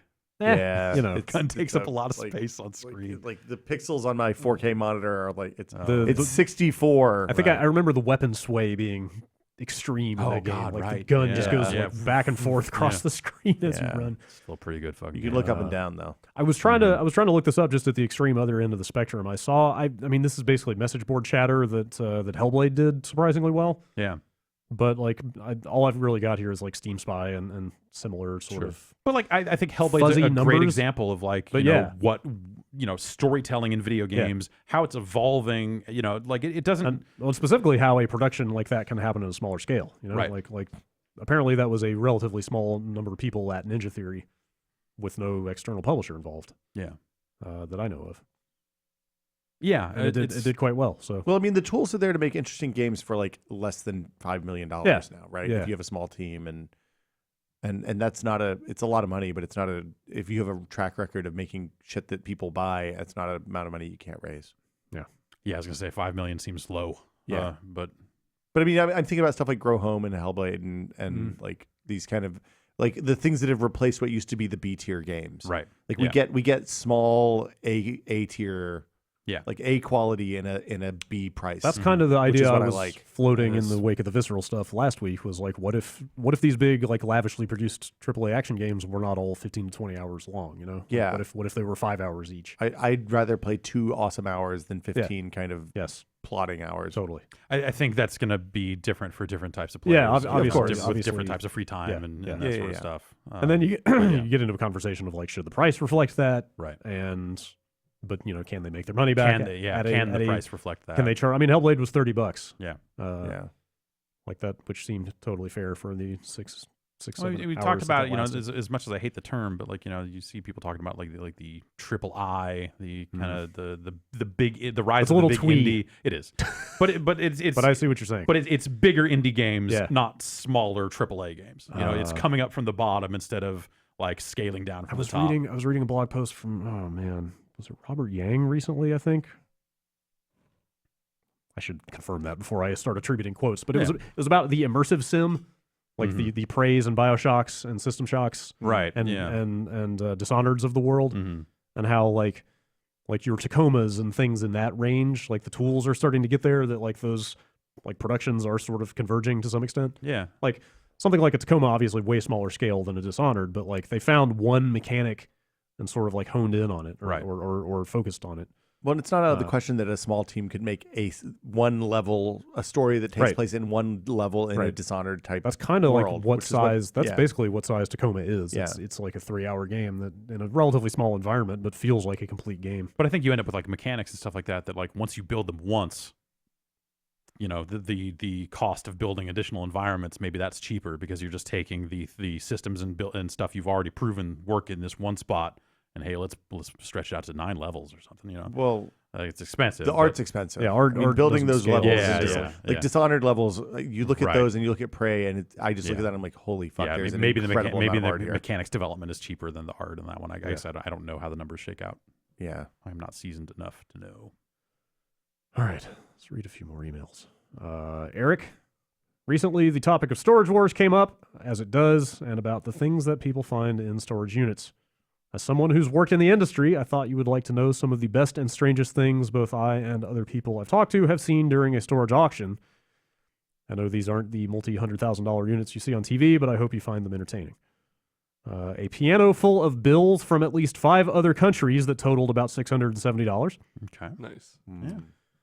2 large Donkey Kong-like barrels full of weed that were in a unit that I would describe as a shrine to Larry Bird with posters, merchandise, and so on. That probably was Larry Bird's. Yeah. A beautiful Isaiah Thompson. A beautifully well-kept Porsche that had a note in it that said, "If I die, then tell Kent's wife where the stuff is." And a 10-foot by 20-foot unit full of VHS players and stocked to the brim with old porn VHSs. Oh, gotta keep this because, of course. Nobody's like a porn horde. Ed Meese is going to take porn away, and you're never going to be able to find porn again. Right. We got to store this. It's a fucking legacy. Well, you think it's been in storage? Since Ed Meese 84. Who's Ed Meese? Ed Meese was the chairman of the Meese Commission. He's the one who famously said, "I don't know how to define porn, but I know it when I see it." Okay. And he was the anti-porn crusader on Reagan's cabinet 40 years ago. 30 years ago. Porn's changed, man. It's too mainstream now. You got to go back to the old stuff. It's too accessible. Yeah. You don't have to work for it anymore. Yeah, you used to have to go walking in the woods to get porn when I was a kid. Yeah. I feel like look for that. It's like finding a hidden idol on Survivor. I feel like the magazines in the woods trope is like very rapidly reaching the end of its shelf life. I mean, we're increasingly speaking to a group of people who have no idea what the fuck that is. Do you know what we're talking about? But only because the woods don't exist anymore. Well, there's also that. I was gonna say I accidentally see like 4 or 5 pornographic photos just going on the internet now. Like you can't avoid it. It's I get everywhere. Twitter replies that are now just porn. Seeing all your faves, all your friends faving porn on the timeline. Yeah. Maybe it's just who I follow. Really, do millennials fave porn publicly? Oh yeah, Really? it's mostly anime stuff too. Oh, That's not like porn. tentacles or No, cartoons? just like some cartoon titties. Oh, great. Yeah. Yeah. That's just I mean, it's cartoons. That's Yeah, just good. yeah. That's just a good time. That's That's just just some- good, clean fun. Just like Save that, no shame. like tweets with the knowledge that your likes may be snooped at some point. I guess. So They're you're not saying being this- snooped; this- they're being surfaced. Like Yeah, this now person, they're Oh, do doing they actually notifications. Like, surface that stuff? yeah. now? Oh, yeah. This Oh, what? person you follow liked this. This Oh, fave no. does not. Faves are not endorsements. Oh, it must be the client I used. Does Oh, not yeah, display Yeah, you stuff use like a that. real client. Yeah, I use Tweetbot, so I Yeah. don't see that stuff. If you use Twitter's official client, you see everybody's filthy faves. Nice. Yeah. That sounds dangerous. 280 characters worth of filth. You have Sign me 280 up. characters? I do not. I hacked it once using the when you could hack it. Yeah. And I'm not gonna lie, that felt like weirdly thrilling in a weird way. Like I was getting over on him, but I wasn't getting over on him. I've been thinking about just erasing everybody from my Twitter list, but people who like to goof around. Mm-hmm. Seems like a good idea. Yeah, like I decided to get way into clickers instead of Twitter.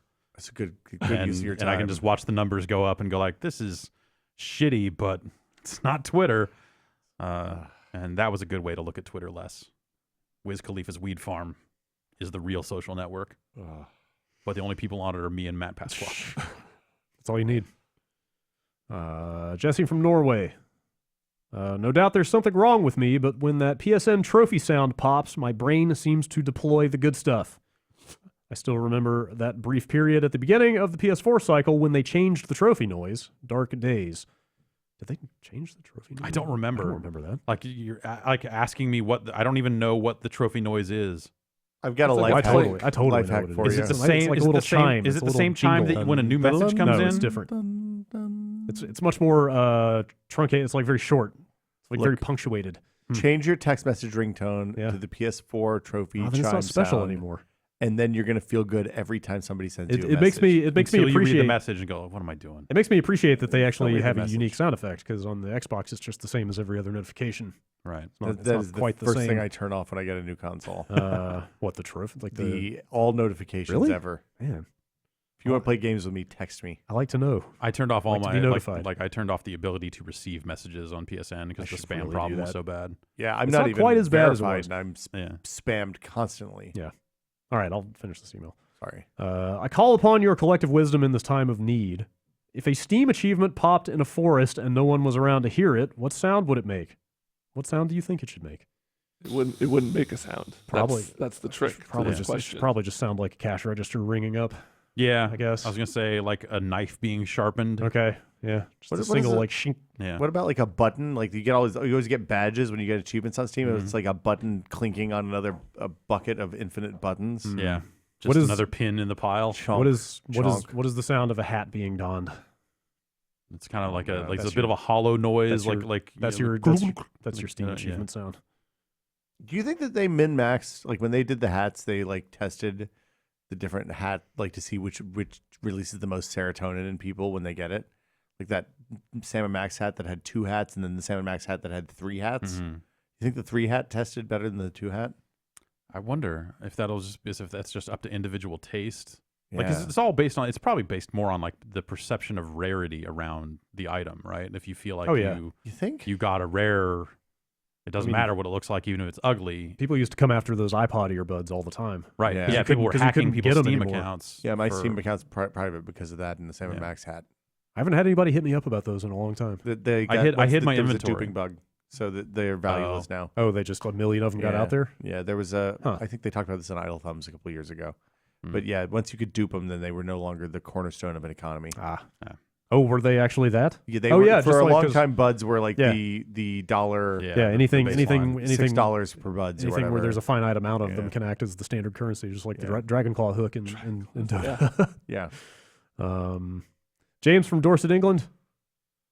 Was Shadowrun for the 360 ahead of its time?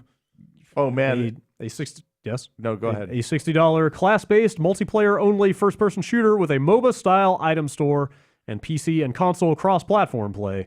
All it was missing was loot boxes. This was I always thought of this game as Counter-Strike with hacks built in Yeah. because you could see through walls, Oh, yeah. And that was you like one could- of the and You powers. could grow a big tree.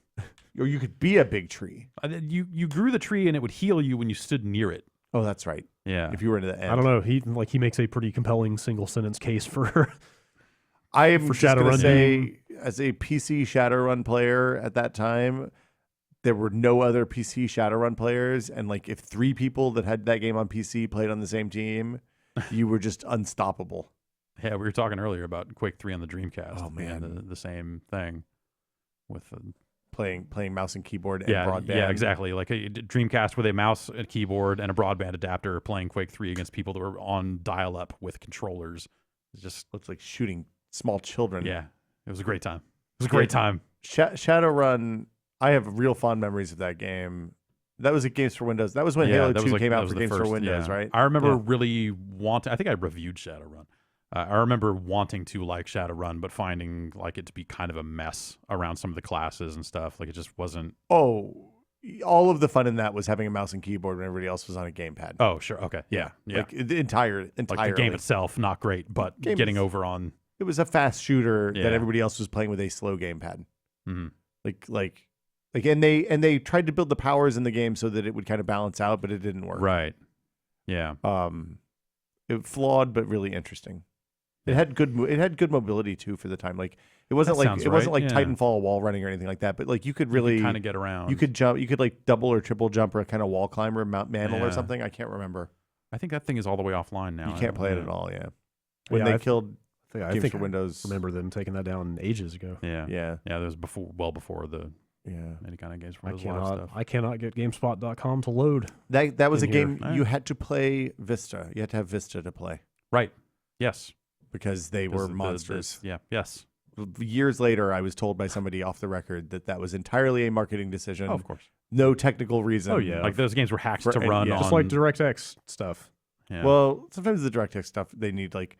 With the Windows 8 stuff, they needed to have low level. When they changed from GDI to the new WDI, Windows Driver Manager or whatever, like that changed some DirectX stuff that was actually required a OS level cutoff. Right. But that was unusual.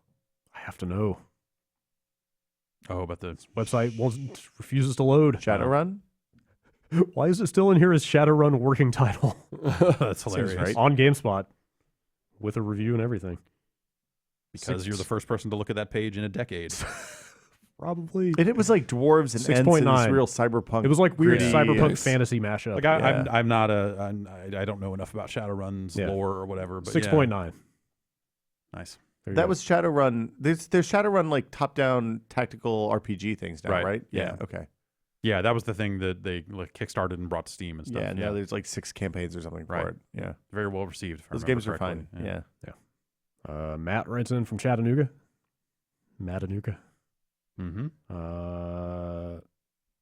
Watched y'all play Overgrowth, and it looked like sword hits equaled kills. So is Overgrowth the new Bushido blade? Baby.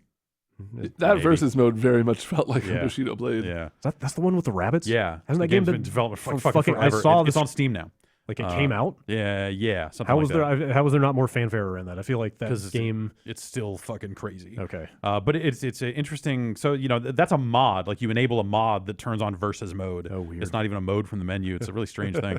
And so, on that video game stream we did that also contains High Hell, we played some Overgrowth. And it's got a single-player thing. Like, the controls are really interesting in that game because it's not about, like, punches and kicks on the buttons. You hold down the right trigger, and that puts you in like basically attack stance. So if you are close enough to attack, you will attack. And if you're crouching, it will be a sweep. If you're standing, it will be kicks and punches. And like if you're moving left or right, it'll kind of your movement determines what kind of moves come out when you pull the trigger or if you're holding the trigger down. So it's like one button combat basically? It's like hold the button down combat. It's more about because like then it's about maneuvering. positioning. Yeah. So so your movement is and you're in and out, like closing the gap, getting away to get away from incoming attacks. Like that stuff becomes way more important. That's interesting. It was a really interesting approach to like a third person kind of action adventure combat thing. And of course you're a rabbit, so it's big jumps and also Overgrowth it's called. It was called Lugaroo at one point, or Project Lugaroo. A great name. They should have stuck with that one. I know, yeah. Overgrowth is what it is called, and it is It's really fascinating. Yes, we played a bit of it. We should play some more of that versus mode, if nothing else, just because it's really strange. Yeah. It's a good time. Just lost the email I was looking at. Where did that go? Christopher writes in, did you like the GBA, the DS, or the 3DS the most? The GBA hit me right around when I became a teen, so I probably played that handheld more than any other gaming console. Having said that, there were some great games on all three. Probably the GBA. Really? I would probably say. I imported a GBA. I bought a lot of GBAs. There were a ton of GBA games. That Tony Hawk, that isometric Tony Hawk port came out on GBA, and that was just this killer, crazy thing. They ported a lot of SNES games to that thing. Yeah, it felt, at the time, it felt like a portable really SNES. That Astro Boy game. Well, really, that Astro Boy really game was good, yeah. Yeah, all the SNES ports, too. I think I got to go with the DS, though. BioWare's Sonic RPG was on GBA, wasn't it? Yeah. Mega Man Battle Network. Ninja 5.0. Yeah, Mega Man Battle Network, yeah. DS was the... I remember way more like interesting, weird, unique games on the DS, though. You just like rub rabbits. Yeah, Look, Electroplankton XX came out of the DS. Yeah. In like, 3 colors or something? And Lumines and... not Lumines. Meteos. Meteos is weird, like Lead Agents. Yeah. And stuff like that. The Mario and Luigi RPGs. Yeah, all the Mario and Luigi games, and they did weird stuff with both screens. Like, I feel like I just WarioWare and Rhythm Heaven started on the GBA. Yeah. Oh, yeah, but Rhythm Heaven on DS was the good one. Yeah. Oh, no. Rhythm the GBA Tengoku. one is fantastic. Yeah, that GBA one's probably my favorite. Like WarioWare, I'll definitely say, like, probably got better on touch screens. They both had, like, garbage first iterations.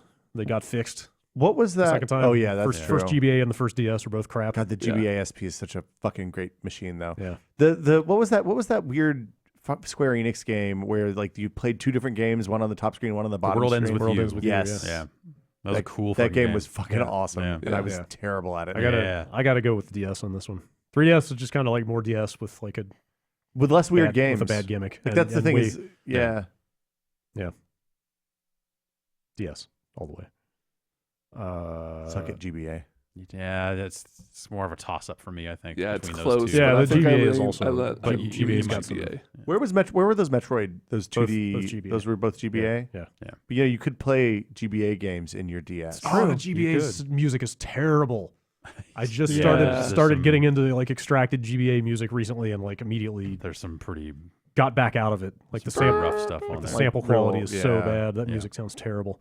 Well, it's all cart size, and yeah, they were limited. I know. Yeah. Minish Cap.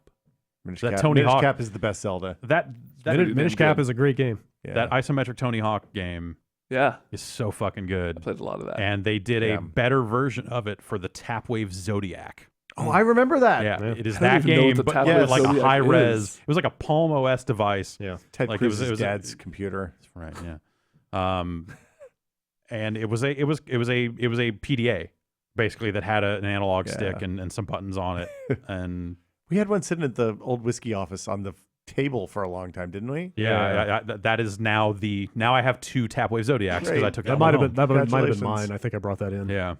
So I had one for a long time and did not want it, and fucking just said fuck this. Maybe I have 3 now then because when that thing came out, they sent 2 of them to the office. Yeah, there were I some got of one them for review. There were some of them around at GameSpot. Yeah. And then Vince Brody took the one that had more RAM in it, and then I think he eventually just said, "Hey, do you want this?" Like, yeah, sure. I had my copy of Tony Hawk and my GBA SP I was cleaning my garage. I can't find the fucking power brick for the GBA SP. So I was like, I want to play this Tony Hawk game. This is so good. Yeah. And you know, at GBA you could do all those weird plug into the GameCube games like Final Fantasy, Crystal Chronicles, and Four Swords, and all Pac-Man those. Versus was originally one of those. Oh, man, those. Yeah. I'm switching. I'm back to GBA. Sorry, Brad. They're both quite good. That Tony Hawk port is why, like all of my goodwill for Vicarious Visions is based on that Tony Hawk 2 release on GBA. Like they did work on Destiny 2, which is out today. Yeah. And I was like, yeah, man, Vicarious. All right, cool. I I was like, wait a minute, that's crazy. But they made it's like isometric versions of all of the Tony Hawk 2 or most of It was like the they good did Tony 2 Hawk and 2 maps, right? Yes. And it was like Yeah. authentic in a way that was crazy and it controlled well. It was you go back to it now, you realize that the GBA really needed 4 face buttons. If they had a full SNES controller scheme on that thing, we would not be having this conversation because you would pick the GBA. Yeah. But it only had 2 face buttons, and so like it was weirdly limiting for when they did put SNES games on it in some cases, and some of it was a little weird. But hell of a platform. Counterpoint: the DS played GBA games. Yeah, but you're the, but they're you're GBA games. You're the only person I know who was also like, but the resolution gets all fucked up, and when it comes to like whether it's playing DS games on a 3DS or like all that other stuff, I feel like you more than most are like worried about the size of the DS screens I don't remember blowing things up. I thought it didn't it just like reverse letterbox or put the vertical bars on the side. Maybe it did. I don't actually. Yeah.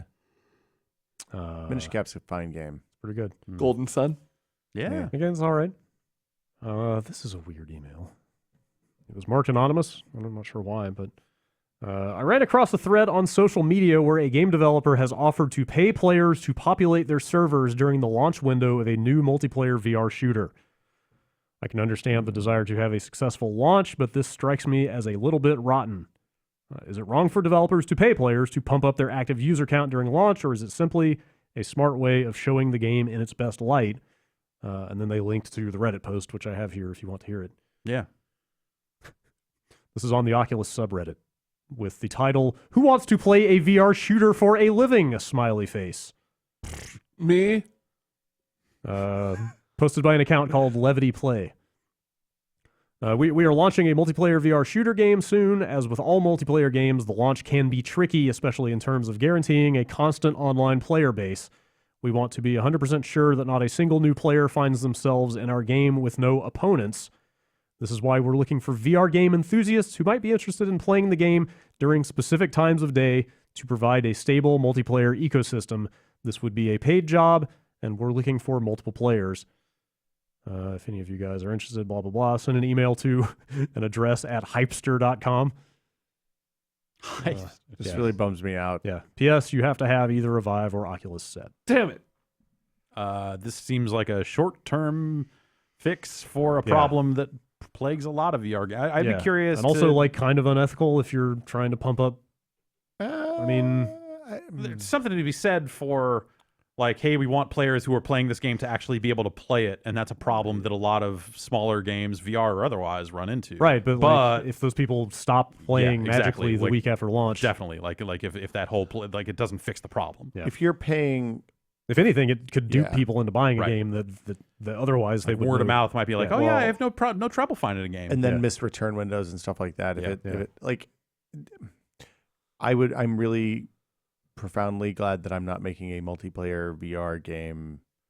The way to do this the right way is the thing that Lone Echo did. Right, they released the multiplayer components free, or it was like a time limited free. No, but like they opened it up. So if you logged into the Oculus store in the 3 months after that game was out, then you could download it and it's yours forever for free, just the multiplayer. Oh, right. So then the story component is $50, and I think you get some cosmetic stuff or something when you get the story component. But there's a pool of people. Everybody who has that platform can play that game, basically. Yeah. Which is and that's good. and Rec Room is free. Yeah. And people still play that. Yeah. I think the paid, like it just seems really hard for VR. Like I admittedly have not checked in on much VR stuff lately.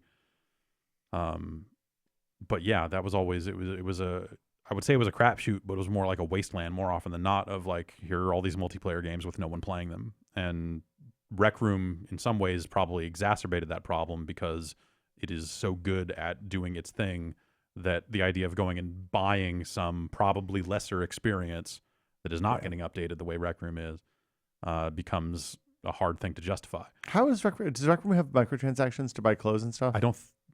It seemed like that was where they were going to go, but I don't know that they ever added it. Yeah. I think that they were just a small team doing that thing, and it's coming to PS4 now, or it's not out there already. But good. It's good. It's one of my favorite things in VR. Yeah, it's really incredible. And yeah, it seems like people really like Echo Arena.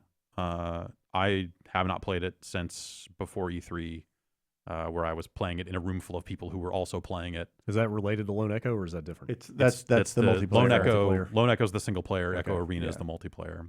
And they're kind of two separate games. At one point, they were the same thing, and then when the beta took off, they were like, "Oh, we need to spin this out and sell it differently to give it all a chance." And so they broke it into two products at that point and offered it a slightly different way than I think they had originally planned. Yeah. Because we heard one thing at E3 when we were playing it, and then all that stuff changed like a month later.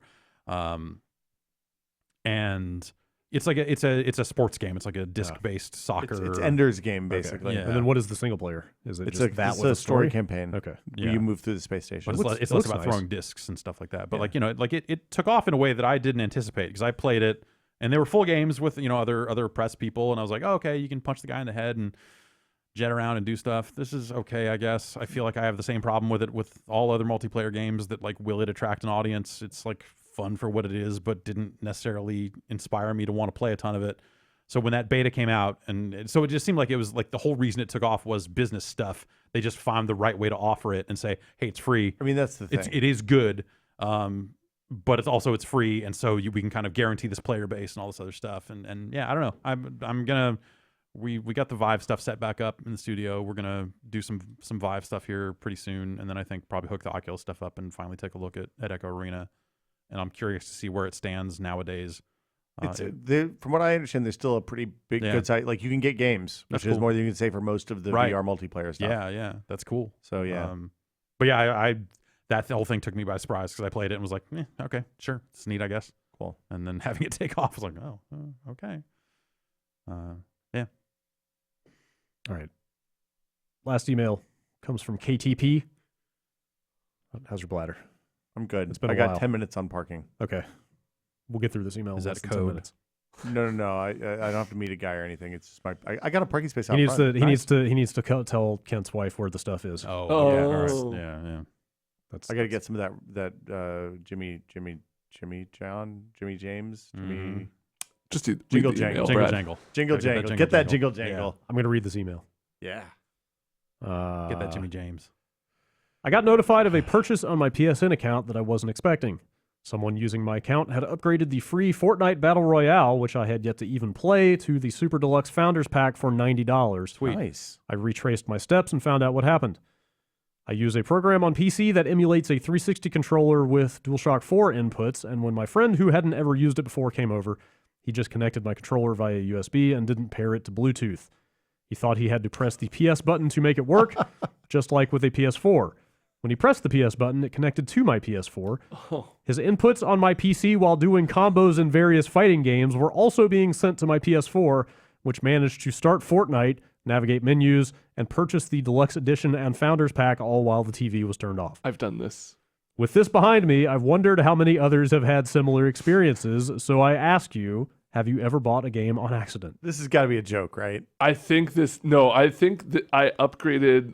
It's not PS Plus. What's the other feature called? Where you can PlayStation Now? play the old games? Yeah, PlayStation. Yeah. So I think I accidentally bought PlayStation Now while using my PlayStation controller on my. I hadn't turned off the controller. I turned off the TV, so I didn't remember that the console was off, and then I started using my PlayStation controller to play another game On a PC? on a PC. Okay. But Bluetooth point to point. I was He was wired using- to the PC. So the PC is being controlled over the wire while the Bluetooth Yeah. is still getting sent. So to this whole problem would be Oh solved. my if God, the- that's so stupid. If the controller was smart enough to disable one while the other was in use, this problem would not exist. Yeah, so I think I bought 3 months of PlayStation Now because I got like a charge for it, and I called them, and they're like, "No, you did this." I was like, "No, I didn't." And then I like had that day I realized like, "Oh, I left this on. I wonder if I did anything weird." And How I much was able to 3 trace months? it back. Like It's like 20 bucks. Did they refund They it or no? refunded They did? it, yeah. Okay. This is literally what Wait, you I'm didn't want to sure play they get this Killzone all 3? the time, No. right? This is the thing that everybody says. Oh man, I bought the Destiny 2 Founders Pack and it was $130. I didn't mean. Can I get a Wow. But normally they can say, you played it for 12 hours. Yeah. Like, what are you doing? No. It was an accident. Yeah. You watched 2 seasons of Gilmore Girls. You clearly wanted the PlayStation View. I'm just trying to catch up on Gilmore Guys. It's way better when you watch the show. The podcast makes a lot more sense. Wow. I would give anything if you could disable the DualShock 4 support in Steam. Anything? Yes. Name your price.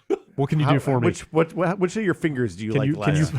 Can you put me in a brand new Steam? Oh, yeah. I That can does put not, you. Oh, that yeah. does not support. What's wrong with DualShock 4 and Steam? It's because I use the remote play on my PC a fair amount. Oh. Like if I'm at the PC and I just like fire up the PS4 on the second monitor, Yeah. but Steam still takes all the DualShock inputs. So I'm like constantly like launching Big Picture in the middle of a PS4 game because you can't disable the DualShock 4 stuff in Steam. Why don't you just unplug it from your computer? It's taking those he's inputs using it over on the USB computer. for both things. The PS4 remote play window and Steam are both I used to run taking into sound that inputs. problem, and It's I fixed so it, and annoying. I can't remember what. You can But turn there's a off setting. if you go into there's a Big setting Picture. there's a setting in Big Picture to turn off controller support, but it doesn't work. Like it's still. No, you have to go into the Steam controller interface and disable the DualShock as one of the Steam controllers. Where is that? yeah, it's there's in a Big Steam Picture. controller configurator that's like weird. this whole big thing now. The Steam controller configurator is Okay. only in Big Picture. yeah. Okay, I'll look that And- up. That sounds promising Yeah.